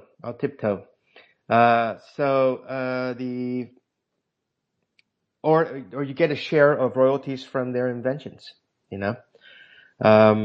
Historically, investments in people have focused on their present output, which is hiring employees, backing startups based on prototypes, or patronizing artists for existing works. Fractional ownership flips this by emphasizing predictive value. So in essence, you're taking a bet, a gamble. And investors aren't funding a specific project, but wagering on milestones like, for one thing, graduating from a top university, or landing a high-profile job, or achieving breakthroughs, again, patents, publications, any kind of viral innovations, and or long-term earning potentials or thresholds. Let's see what else we haven't touched upon.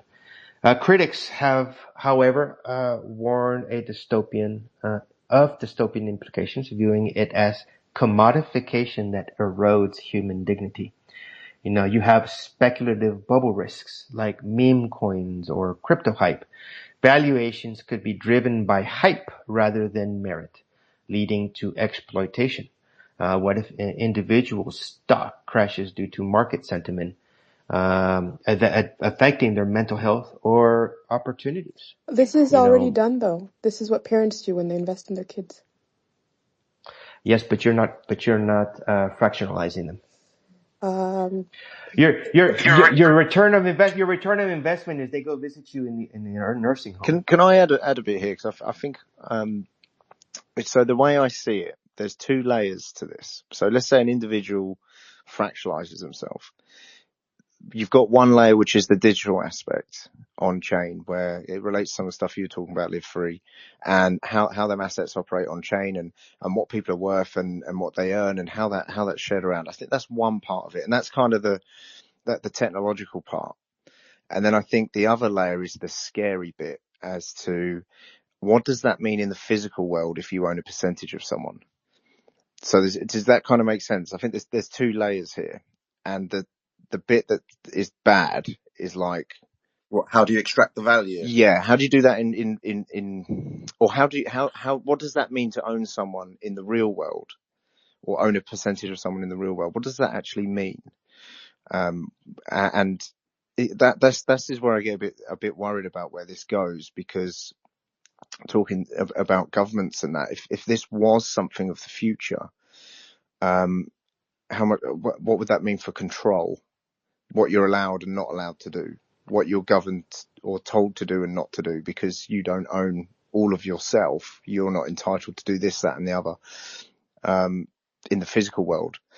So I think that the scary bit is, how does that work in the real world? But on chain, there's like limitless ideas.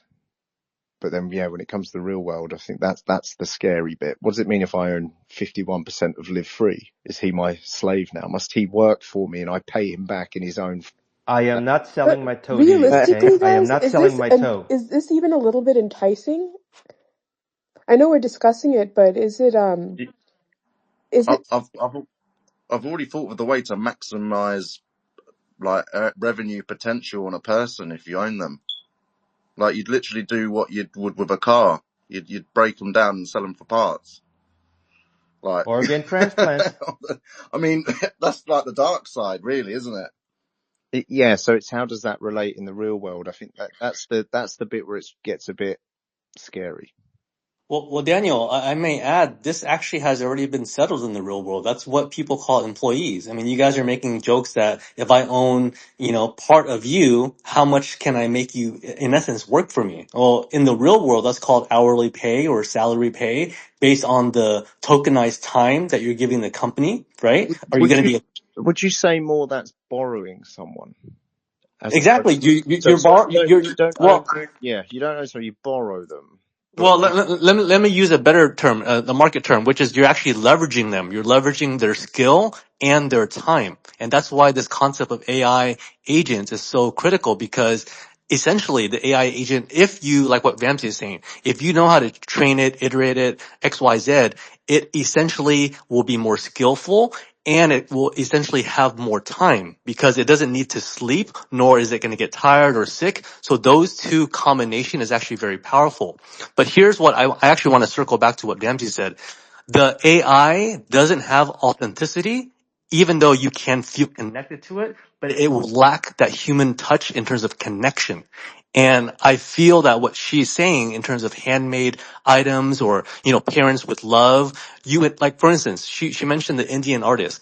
In India, there are like thousands of weaving patterns. And like what Vamsi was indicating in terms of clothing, if you are from a village and you're hungry, you tend to be very more artful and creative with your hands. It's actually a very natural thing. If you look at all the emerging markets, all the people, you may deem them as poor in terms of fiat currency, but they're actually very skillful with their hands. Look at the weaving patterns, XYZ.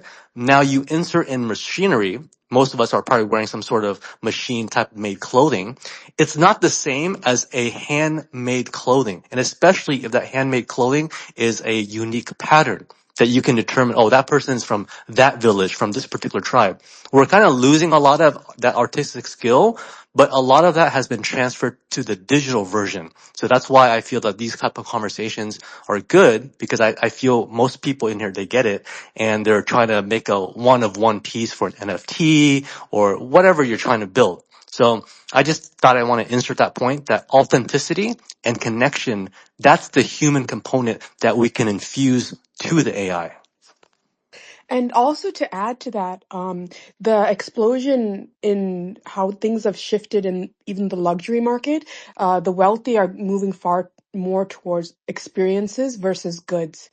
So it just goes to show how things are they just want to have things that they connect to and that connect with each other versus, having some kind of inanimate object or finding value that way. Well, but so you have two types of investors. It's kind of like you have the person that invests just for the return of investment, and you have the investor which invests because they want that feeling, that sensation, that connection. So, I mean, I think you have both types of investors. Yeah, that's why Vamsi is saying experience, because when you experience something, that's where the human emotion comes in, is the feeling, the memories, the connection, the authenticity. But if you just invest like a stock, yeah, the money can go up, it can go down, you can trade it, you can make money, but that's where I feel a lot of people lose that. Okay, so now I have 10 million. Another 10 million is not going to change my lifestyle. So then they go into all types of degeneracy, because they lost what it meant for them to make that first million. So I think that's a very critical point. Why experiences in my observation will be probably a new form of currency, like what Vamsi is saying. People will actually, like, for instance, these X spaces, it's, in my observation, actually a very low form of technology. It's more like a conference call. But the only reason, I'll use myself as an example. By proxy, Vamsi invited me to this space. I only stayed because I kind of like the conversation. I feel connected. I like the vibe. So I'm staying voluntarily. And that circle of influence will lead me perhaps to meet one of you guys in real life. That's the real value. We're going back to the human connection by utilizing technology to complete the circle, to basically know what it means to actually physically see each other and do human things. And it's actually a good point, because social media is getting pretty bad for, I mean, bots are always very common, in trading and more so in social media are all coming up. But there's a lot of AI accounts starting to come up as well. And I've been on a space where we've talked to an account on X that is an AI that, comes across as a normal person. And I think that's something as well. So I agree what you're saying. I think we're going to be hunting for human connection as time goes on, because sometimes I'd say in a few years, we're probably not going to know if we're actually talking to a real person or an AI. I think that's going to come in, and I've seen it. I've seen profiles been on these X spaces, and it be an AI talking. That's quite scary. I am AI. If you didn't know, I just want Do you know to let what? you all Do know. you know what I love about you, Wes? Right, we'll do the odd show, and Wes will be completely quiet all the way through, or he'll say something silly or forget to do something, and then he has these moments where he just goes on an absolute burner, absolute, fantastic tangent on something, and it's like, where did this guy come from? Yeah, but I've met you, Exactly. I've told Wes. you I'm AI. I know you're not AI, but you are a very good singer. Thank you very much. I'm like the Terminator. I need your keys, your boots, and your motorcycle. Don't forget the glasses. He doesn't say that, Liffrey, but I need your glasses. I think that's sort of led you right into your next segment, Wes. Let me Hold on. Let me finish my last. Let me finish just one question to finish my segment, and then we can carry on to Wesley's. So I would like to end it with my segment with one question, and that is, if AGI, which is the artificial general intelligence, if it is used in the future as a tool to value a person's blockchain worth, and if AGI deems this human as a potential future threat to the AGI survivability, will the AGI try to derail this human by downgrading the person's blockchain's worth? Just something to think about. I've just looked on the comments, Live Free and Udify, as I said some stuff in the comments. I'm just trying to work out which one's questions. So I'm going to read it out.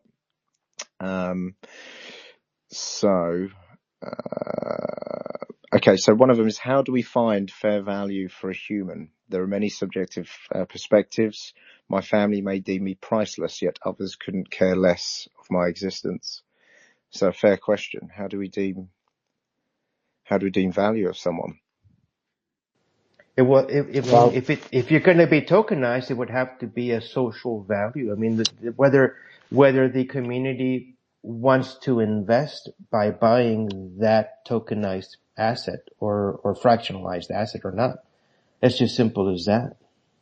I mean, you can, let's say you can be the best soccer player in the world, but if everybody hates your guts and nobody wants to buy you, then you have no value in that sense, because nobody wants to buy that tokenized asset or fractionalized asset. There is a follow-up. From Unify, I suppose you'd really have to thoroughly assess their skills, strengths, mental, physical, spiritual fortitude, endurance, every aspect of a person. The person would also have to be in their perfect environment for maximum potential and efficiency. And there is another one that follows up about $10 for a battery in whoever's smoke alarm that is chirping, but I don't think it's related. But no, fair question. How do you find the value of someone? And I would probably say, especially for like a normal everyday person who, is maybe new on chain or whatever, and let's just say it was a thing hypothetically, I think a lot of it would be down to speculation and people, how many connections that are involved in it, who would be interested in getting involved in it. I think a lot of it would be speculative, very similar to meme coins. I think it would be. And then you'd have tiers and categories go up, with the top one being your celebrity status, where they'd have more influence over people, but that people would want to buy into. So I think that the sort of categories or the parameters in which you would be involved in buying someone as a fractional asset, in a way, are kind of limitless, because everyone is so different in so many different ways. There would be all kinds of different reasons why someone would even, put their value into be involved in your fractionalized assets. But I think a majority of it would be speculative for the most part.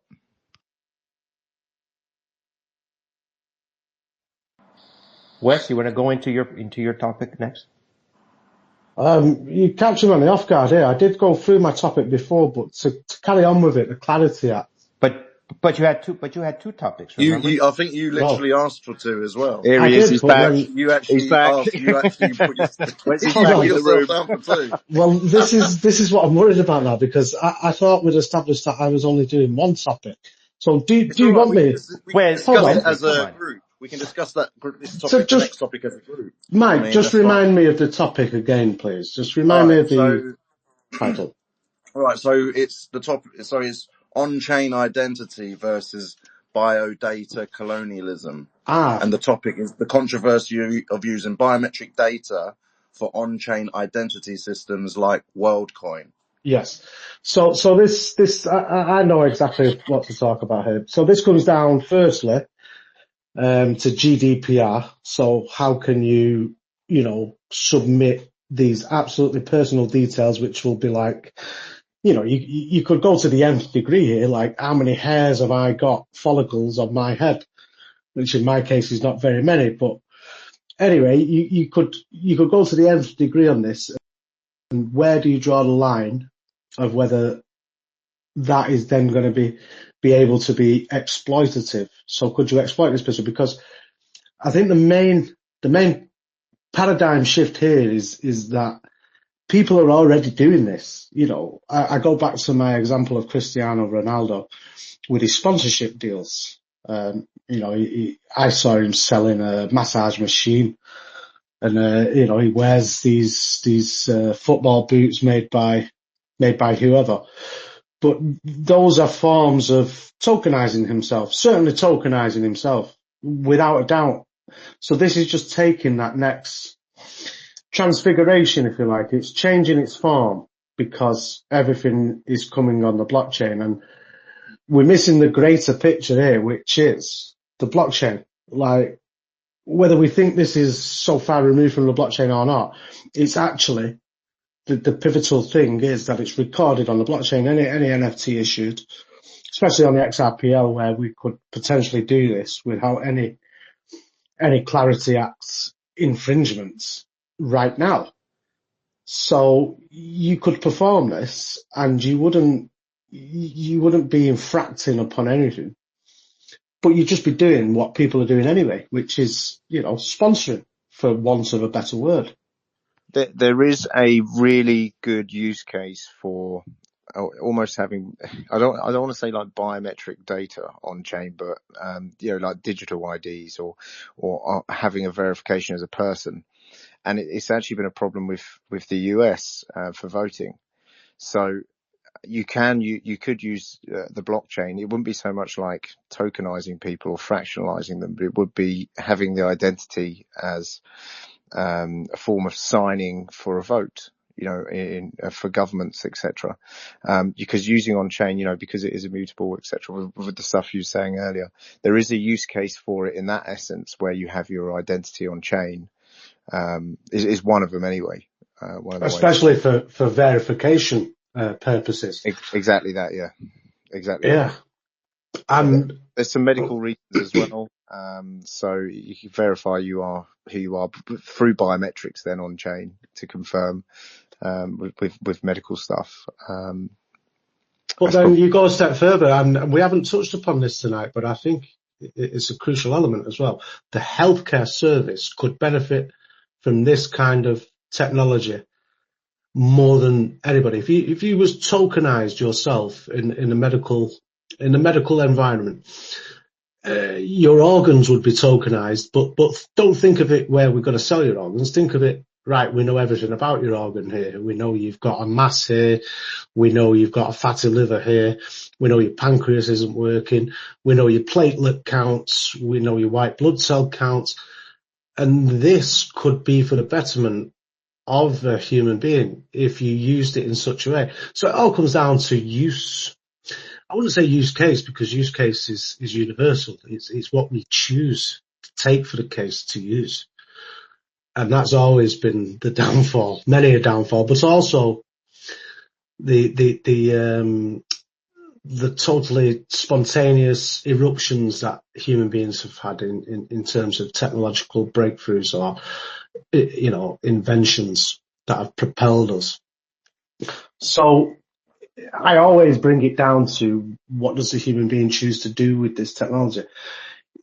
To me, we're just doing what we've already done, but an enhanced rate, an enhanced mode, if you like. Instead of Instead of Cristiano Ronaldo now just offering his sponsorship for wearing these boots, well, hold on, now everyone can because this happens anyway. Like when sponsors go out to raise money, they go to people who've got money and get them to put money in. It's like an IPO or any of the other forms of it. It's exactly the same. So this is just transferring that now, I suppose, to what do they call us, the normal people, the people who use things and Well, what's the word? you could, so I can think of it from a kind of military perspective, if you like. So you could have on-chain biometric data to access certain areas. So the information is on-chain, it's locked. There's no way to duplicate that person by, biometrics. And you could have them biometrics on-chain. So certain individuals have access into certain areas. Sort of from a military perspective, I guess, would maybe be a way. But that's not really. That's not tokenizing them in a way, I guess, which we're talking about, but in a way it is. It's more of a, I don't know, more of like I was going to say like a policy, but more like because it's not really a business, it's more of authority. But yeah. A framework. Yeah. So, and if that was to come in, you could say it's like a government framework for service personnel. But if that was to come in, that's the kind of solution that would come in where people involved wouldn't have an option. It would be you're just doing it. Yeah, and that could be one of the sort of routes into how it expands, if you like. Yeah, that's also. Like police officers, for example. Let's say Thames Valley Police, in London. Only certain people with certain biometrics on chain can access an armory or can access. What's the storage room where things are confiscated? Certain things like that. That could be a reason for that. And that could be on chain. It's not exactly tokenizing people. It's more of an authority kind of way to have access through a certain door, or to be a key. You are a key, and it's on chain. Mm. Yeah. I often wonder, like the prescriptions of medicine to people, the amount of deaths that occur from human error, from providing the wrong prescription to the wrong person, that could be totally avoidable with technology such as this. In terms of what we're discussing here, these are the positives that I can see from it. If you was biometrically assigned, these people have got your NFC on file. It has your biometric sequence listing all of your predispositions, all of your what you are allergic to, your allergies. It's just an on-chain health record. That's all that you're talking about. Yeah, it's exactly that. Because at the moment, a large population in the crypto community perceive NFTs as just artwork, when actually, no, it's a file. You're actually tokenizing a file. And this is what this is. It's literally tokenizing files. And with an NFT ID, it's locked. It can't be duplicated. So someone's biometrics being used in that essence or for prescriptions, etc. It is locked. That is the guarantee. Then biometrics are that person, and it can't be tampered with. So that is a use case for it. Yeah. So, Mike, you want to lead into yours? So I'm just going to go into. So the next topics is about tokenized career transitions, and so the main aspect of this is.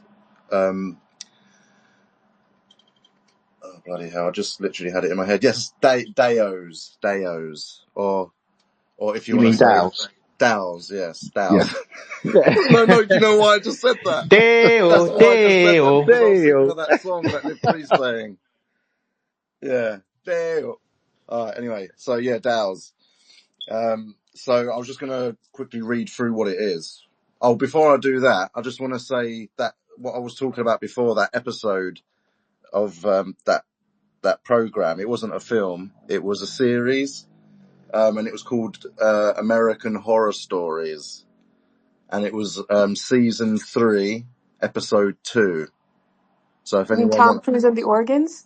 No, this was about, you remember I said about the guy that had help through AI selling his artwork and it started to fancy him and things like that? Oh, okay. Yeah, so that's what this is.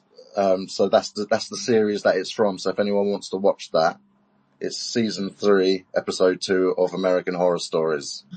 I can't believe you've just advertised this Oh, you pulled that up. random No, I had program to and just get it out of the season. way, because you know what?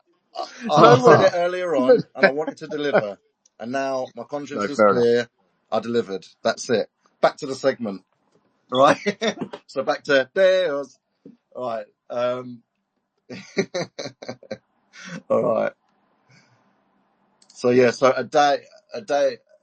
I'm getting confused with this bloody word now. DAOs. So DAOs, it stands for Decentralized Autonomous Organization, which is basically a group of people who use software to manage shared money and decisions. All right. So basically, if you say you want to change careers, like nowadays, if you do want to change it, transition into a totally different career is very hard.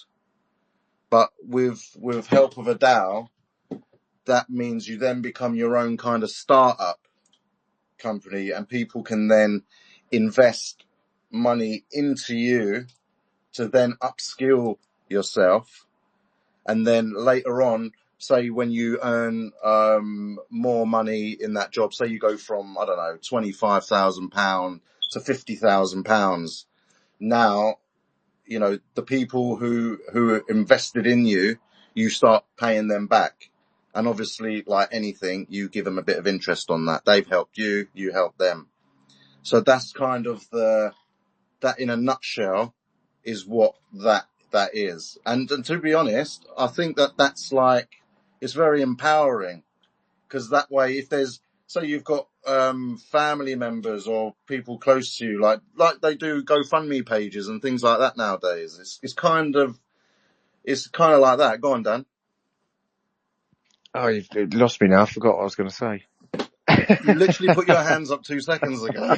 I know, and then do you know what? And He then had a Wesley moment. I started reading something, and then you just throw me in, and I thought, what was I going to talk about again? Was it when I said there? So You guys have done this to Dan too many times. I think this is the 5th yeah, time this week. they do it to me more than you think. So I can kind of see where that would go, but it would be a really high risk investment. Because it would be a very, very high risk investment. Investing in an individual to be successful, I suppose in a way it's a kind of passive way of doing a loan, but you don't have to pay them back. Almost counterproductive as well. It's like we're doing that anyway. We're trying to do better in careers. I'm sure everyone personally is trying to do that. You know where I think this would work really well in terms of tokenizing human potential? Because Malcolm Gladwell had done this study on what actually happens to when they did IQ tests for people, and the ones that were obviously in a disadvantaged community but had equal IQs to those in advantaged communities. Just generally speaking, the ones from disadvantaged communities, over 95%, did not have a good outcome, but their potential was equal to that of I those who can were advantaged. I can testify to this. I come from a very deprived, almost depraved background, but I am actually a member of Mensa. Oh, well, there you go. I Congratulations. actually decide who comes in and out of Mensa as well. Yeah. Well, that's amazing. So I think that would be a better way to then, I mean, it's a little Ayn Rand, but I'm not in favor of, but at the same time, in terms of investing in human potential that is maybe overlooked, that would help, you know, And Vamsy, push the side just to go forward. back on your direction, were you about to say something positive where you thought tokenizing people was a good idea? No, Because that's how it I, started. When you started talking, I thought, hang on, Vamsy's flipped the switch here. Dan, She's gone Dan, no. to I just realized how smooth you were, Dan. Are you looking for a sugar mama? yeah. I'll be doing more Yeah, marketing at the end. I have like exited my role of sugar mama. Thank you very much. So, I'm not offering any He's services. trying to sell you a tokenized version of him, Ramsey. This whole space. See how he brings it back to that? I'm not imagining it. I'm going to But at the end of this, I'm going to ask all the speakers who are up here whether they're for or against it and why. So have a think as we go, because I think we're on the last bit now. But I'm going to get everyone's opinion and whether it should be a yes or no, so we can get a rough percentage, and then maybe ask the audience if they agree with it by putting a thumbs up, just to see what see how many customers I've got. No, I'm joking. Right? The thing with this topic as well is they actually control your direction, because the thing with a DAO is a voting system. So in order for things to go through, it has to all be voted on. So that's why it's like similar to a startup. So, if a person's potential, like you're saying, Bamsy, can then be looked at and studied, and they will think, I want to do this. I want to go into art, for example. But they say, hold on a minute. No, you've got this in maths. So no, you're not going into art. We're putting you into accountancy. We want you to go into accountancy because we want you to, obviously they're going to want you to earn as much money as possible so they can get a return plus interest. So now it's like, so then we're creating human slaves. Like Logan's Run. that's the dark side. What about this, Mike? Right. So, let's say areas of the world where It's still better though. It's still a counterpoint to what's happening with prisons and them being privatized, and it's a new version of slave labor. I think it's way better to invest in potential for communities that don't have access to means, for children who have a lot of potential. I think it's a way of flipping it. let me share this example, because I think some people might go, actually, this is quite interesting. What if certain communities or people around the world who had very, very poor circumstances, with no value at all, like let's say children who are starving hungry, if they were fractionalized, and then us from better parts of the world were to buy fractionalizations of them, so they would have that would be almost positive, okay. wouldn't it? Yeah, because you've got charities and things like that where we don't know where the hell the money goes to. Exactly. So this goes directly to the individual. And you'd only have to buy a small amount, but it'd be enough where they could eat for a week. Maybe have shelter for a few days. So it'd almost be like a peer-to-peer charity kind of. Now that's a very good idea. That's But but you something like require this that already person exists, that you doesn't it? donate. Where you sponsor children. Yeah, but where does it? This is on chain, so therefore it's peer-to-peer. transparent.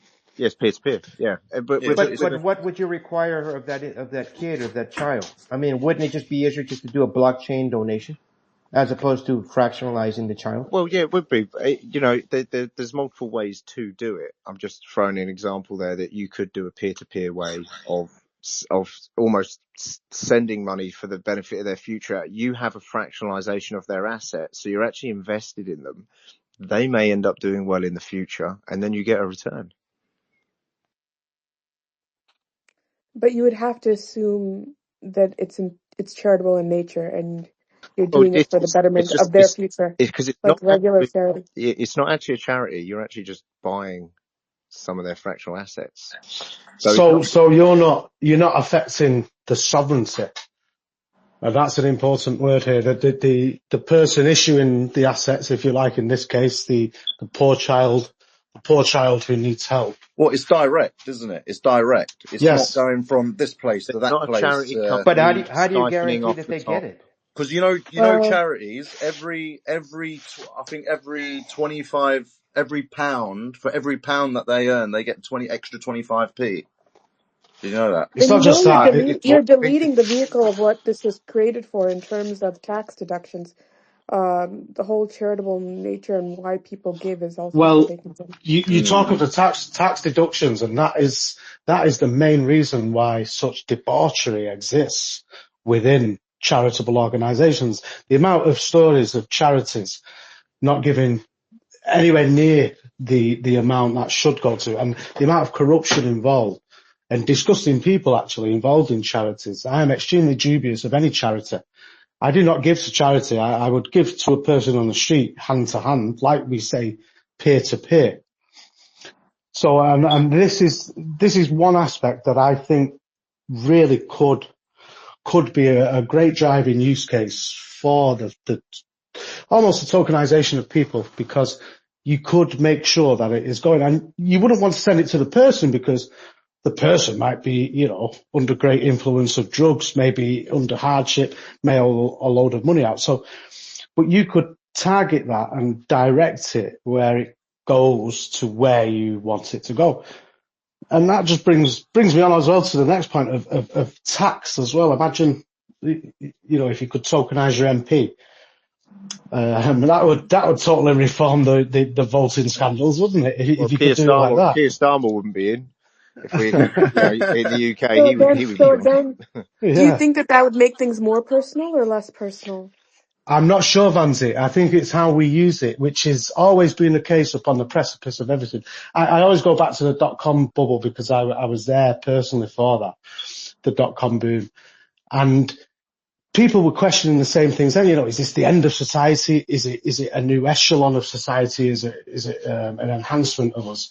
What can we do? And it all comes down to how people decide to use it and what money's involved. And I've always thought of blockchain as being the very last stand that peer-to-peer humans, decent human beings, could take to being fair with each other. Peer-to-peer to me, I remember the days of file sharing. It's kind of a fake problem. So we're talking about charities and giving and things like that, but it's actually a fake problem because there is enough resources, there is enough money to sort these things out, but it's just not allocated in the right way. Totally agreed. Yeah. But yeah, I think the DAOs, I think the mechanism of the DAO is fantastic and the use cases are yeah. But I think what Dan was saying, so a DAO actually isn't legally binding either. So even if you did give any kind of governance to a celebrity or a politician, maybe a politician be, a bit different because it'd be more public, but, what if they don't follow it through with what they're to do? What do they get, a prison sentence? Do they pay a fine? Actually there's not really anything that we can. Or if the person dies, if it was that kind of thing, what happens then? Like goes into probate or some kind of, process. I think it's a very But you know what? If the person dies, it could be a collector's item. It becomes a collector's item, kind of like like a painting. If once the artist dies, there tends to be an increase in price of the art. If it's a known artist. Well, the assets because they know that there's not going to be any more. Do you think Chairman Mao would have increased in value after he died if he was tokenized? I think they probably would have burned the tokens, quite frankly. Yeah. But something this though. Is kind of like, you can use used. Michael Jackson as an example though, because his estate, all of his stuff grew in value exponentially after he passed. So I don't know if something similar, like anything that was in there that could be used for their branding of, their assets or something, it would just grow in value, then you'd have a share of that. Joe, I miss Michael Jackson. I do. Too. yeah. Yeah, I loved him. Yeah. He wasn't a bad guy. I miss him. Do you know what? I don't get, when things like that happen, deaths and stuff like that, I don't really get affected by it that much. But when Michael Jackson died, I actually remember being upset. I never cried or anything, but I felt upset. I was upset. I played his Thriller album back to back for about 3 days in a state of mourning, and I danced my head off. I moonwalked. There's only two people that have really, really affected me like that up to now, and that is George Michael and Michael Jackson. I love George Michael. I love Michael Jackson. Do you know George Michael? I'm going to share a secret here on a public recorded space that's going to go on YouTube. You didn't go to the toilet. No, when George Michael passed, I played Careless Whisper on repeat for 2 days straight, and I had a little cry in the shower. My mate, I would be in that shower with you, Dan. I would give you a hug, and we would sing Careless Whisper together. Don't drop the stick. Don't drop the stick. Shower party. I love George Michael. I love George Michael. I think your confessions can be tokenized, Dan. That brings us on to When the you next Mike, do let's finish it up, Mike. when you do Okay. your tokenization of yourself and scan yourself, do Yeah. it when you're singing George Michael. Right. So I am going to do that. I am going to be scanned, and I'm going to turn it into an NFT. I'll put 100% of the NFT on sale in the fractionalized assets, and I will put the fractionalized assets on market. I will probably come up with some plan in the real world because I actually retire this year. So I'll be retiring and I'll get a pension. So I'll probably put a percentage of my pension into my fractionalized assets monthly just to, and have that run until I die. I'll do something like that. And see where that goes, and then just test and play around and see, is it a good thing or is it a bad thing? I'm actually not on side with it. I think it could be a bad thing, but I want to explore if there's something useful which is beneficial to individuals to be fractionalized. I'd like to investigate and see where that goes. But Mike, is there anything else you wanted to add on your section? No, just literally from what you were just saying now, it makes sense to have something like what you just connected it with, like the like pension or something like that. It makes sense to have some kind of external asset connected to that tokenization. There has to be, some kind of income that comes into it, I think then is attractive. So I can do that as a basic model. And so that would be like a start standard. And then I'll see where that goes, I guess. I just hope that, at some point someone's like, hey, Dan, I own 1% of you. Everything you own, I own 1% of now. And I'll be like, oh, fuck. And then I'm in a legal battle. So, I got to think it through, but Yes, because you'll be hiding assets then. well, no, I wouldn't hide assets. No, I'm not saying, I mean, just generally, you in general, if people were tokenized that way, it would kind of prompt a little bit of nefarious behavior. Yeah, you know what, Bamsey? As soon as you said it, I straight away I got it. right. Okay, let's go on. Let's hear from the speakers. We'll call out one at a time.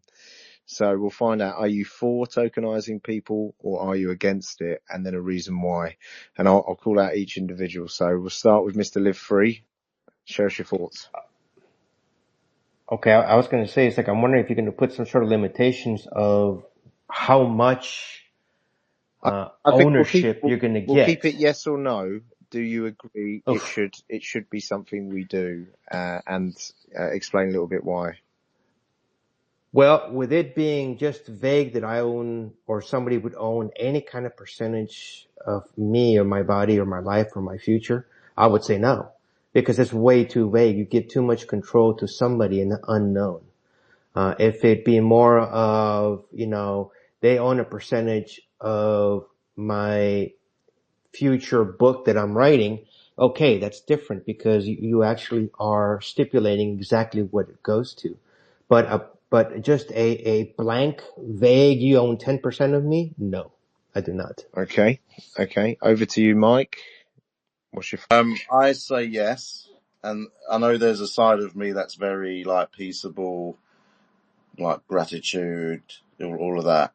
But there's also another side of me that just absolutely loves chaos, and I think that would be interesting to see what happens, even at the detriment of life, on my behalf. I'm glad you made it sound so positive after saying yes. I thought you was going to come up with a really good reason. He's like, no, I'm just going to do it for the hell of it. Okay. He wants the chaos, Daniel. He wants the chaos. Okay. Vamsy, what are you thinking?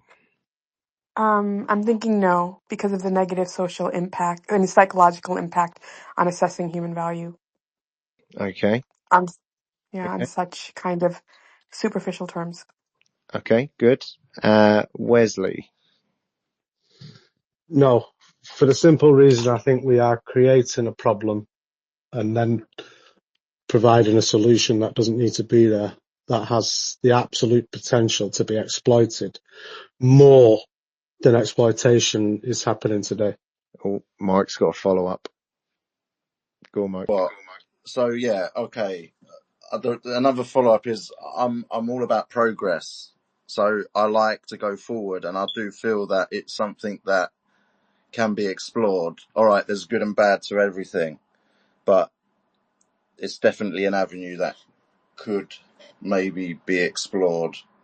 I mean, mainly for me is more the connection between maybe collateralizing, putting a value on your life, like collateralization, and being able to unlock equity within yourself, kind of thing, which would give people sort of start a good start in life if used correctly. End of extra thought. Okay. I'm going to say yes, but I'm about 55% yes, 45% no. And I'm going to explore it because I'm going to explore the weaknesses of it, not so much the strengths, and see where it can go wrong. So yeah, I'm going to say yes, but it's not a heavy yes. It's just fractionally over the line. So for those in the audience, Unify, Laid Back, Moon and Mistap, if you agree or if you think tokenizing individuals is a good idea, give us a thumbs up, and if you don't, give us a shocky face. We'll see what the audience thinks. And Vamsy went straight to shocky face. You don't count. You've already voted. I guess it's a bit on the fence. Shocky face. We got one for no. Okay, interesting. All right. I think has any of the panelists got any points or questions they want to bring up? We had one yes and one no. Unify said no with a shocky face, and Laid Back said yes with the thumbs up. Go on, Laid Back. Man of no fear. That's it. Yeah, has anyone got any points they want to bring up? I think that's the end of your segment, isn't it, Mike? Yeah, all done with that. Okay. I think we covered quite a lot on that. I think that was a really good conversation, and there were some really good points from some of the audience as well, and some the people that come up. It's been very interesting. There's been a lot of direction there, which I hadn't thought of. So it's been really enlightening to listen to everyone say their segments and share their views. Actually, it's been very enlightening. It adds more perspective into where that could go. Is it actually worth something doing, or is it something we should avoid completely? Probably a bit like with the AI developments with some of the, the super companies, if you like. It probably will come anyway, because if there's value to be made out of it, people will probably do it. So I imagine it's probably going to come anyway, or become more mainstream later in the future, whether we like it or not. I think there'll be elements of it, definitely. Live Free, do you want to, I don't know, are you doing a wrap up on this one, or are we? Yes, we can go ahead and do a wrap up. If there's any more questions, concerns, comments. Nope. Speak now or forever hold your peace. All right, so we have reached the poetry segment of our show where one of our members, NSCV, has written poetic lyrics about tokenization. To enchain lives known on a path unknown, on chains infinite, blocks forever lit. Is this a token of safety, an escape from mortality, a line away from brevity, or a cell of eternity? We know not what lies ahead, thoughts perplexing to the head. Is this a token of creation's seed, or a view of destruction's deed? Tokenization's question by NSCV. This show was sponsored. Somebody gonna say something? That was a sex hotline version of tokenization. It's hot. It's hot. I was going to say NSCV, for those that don't know, he's been doing poetry on the XRPL for years. He has poetry all over the place. He's done them as PDF files. He's enhanced as time has gone on, improved the way it looks, the visuals. He loves poetry. He's probably the biggest poet on the XRPL. And if he was tokenized as an individual, I would probably buy a bit of him. just wanted to add that as it's, the show. I don't think he would sell himself. I think he doesn't. But his art, yes. But Once himself, he listens to this show, he's going to feel so cheap. That's all I'm saying. Oh, he's being no. used. You offer enough XRP and he'll come talking. All right. This show was sponsored by FusionXIO.com, a premier permissionless NFT platform where you can mint and sell your NFTs in any of the over 66,004 issued coins on the XRPL. The XRPL added about 170 new tokens since this past week. Fusion XIO now has the capabilities to see and manipulate the 3D dynamic NFTs and is now offering permissionless minting of your awesome 3D dynamic NFTs with the all-new currency minting on the XRPL. Next on the development plate is viewing your 3D NFTs, the GOB and the FBX files, in augmented reality. Soon you'll have the ability to get the future YEM Part 1 and 2 rewards. The current YEM Infinity reward went out today, so check your wallets. Remember, to be able to unlock the yield earning mechanism, you will need to own at least one XIO, and the amount of YEM Infinity reward depends on the amount of XDX you own. Currently, there are 281 holders that have at least one XIO and are eligible to receive all the YEMs. Please don't take anything we say as financial advice. Do your own research. With that said, we bid you farewell and hope you join us again next week for another deep dive into the blockchain world. This show is recorded, so if you missed a part of it, you can go back and listen to the show. Please share and have a beautiful day. Ciao.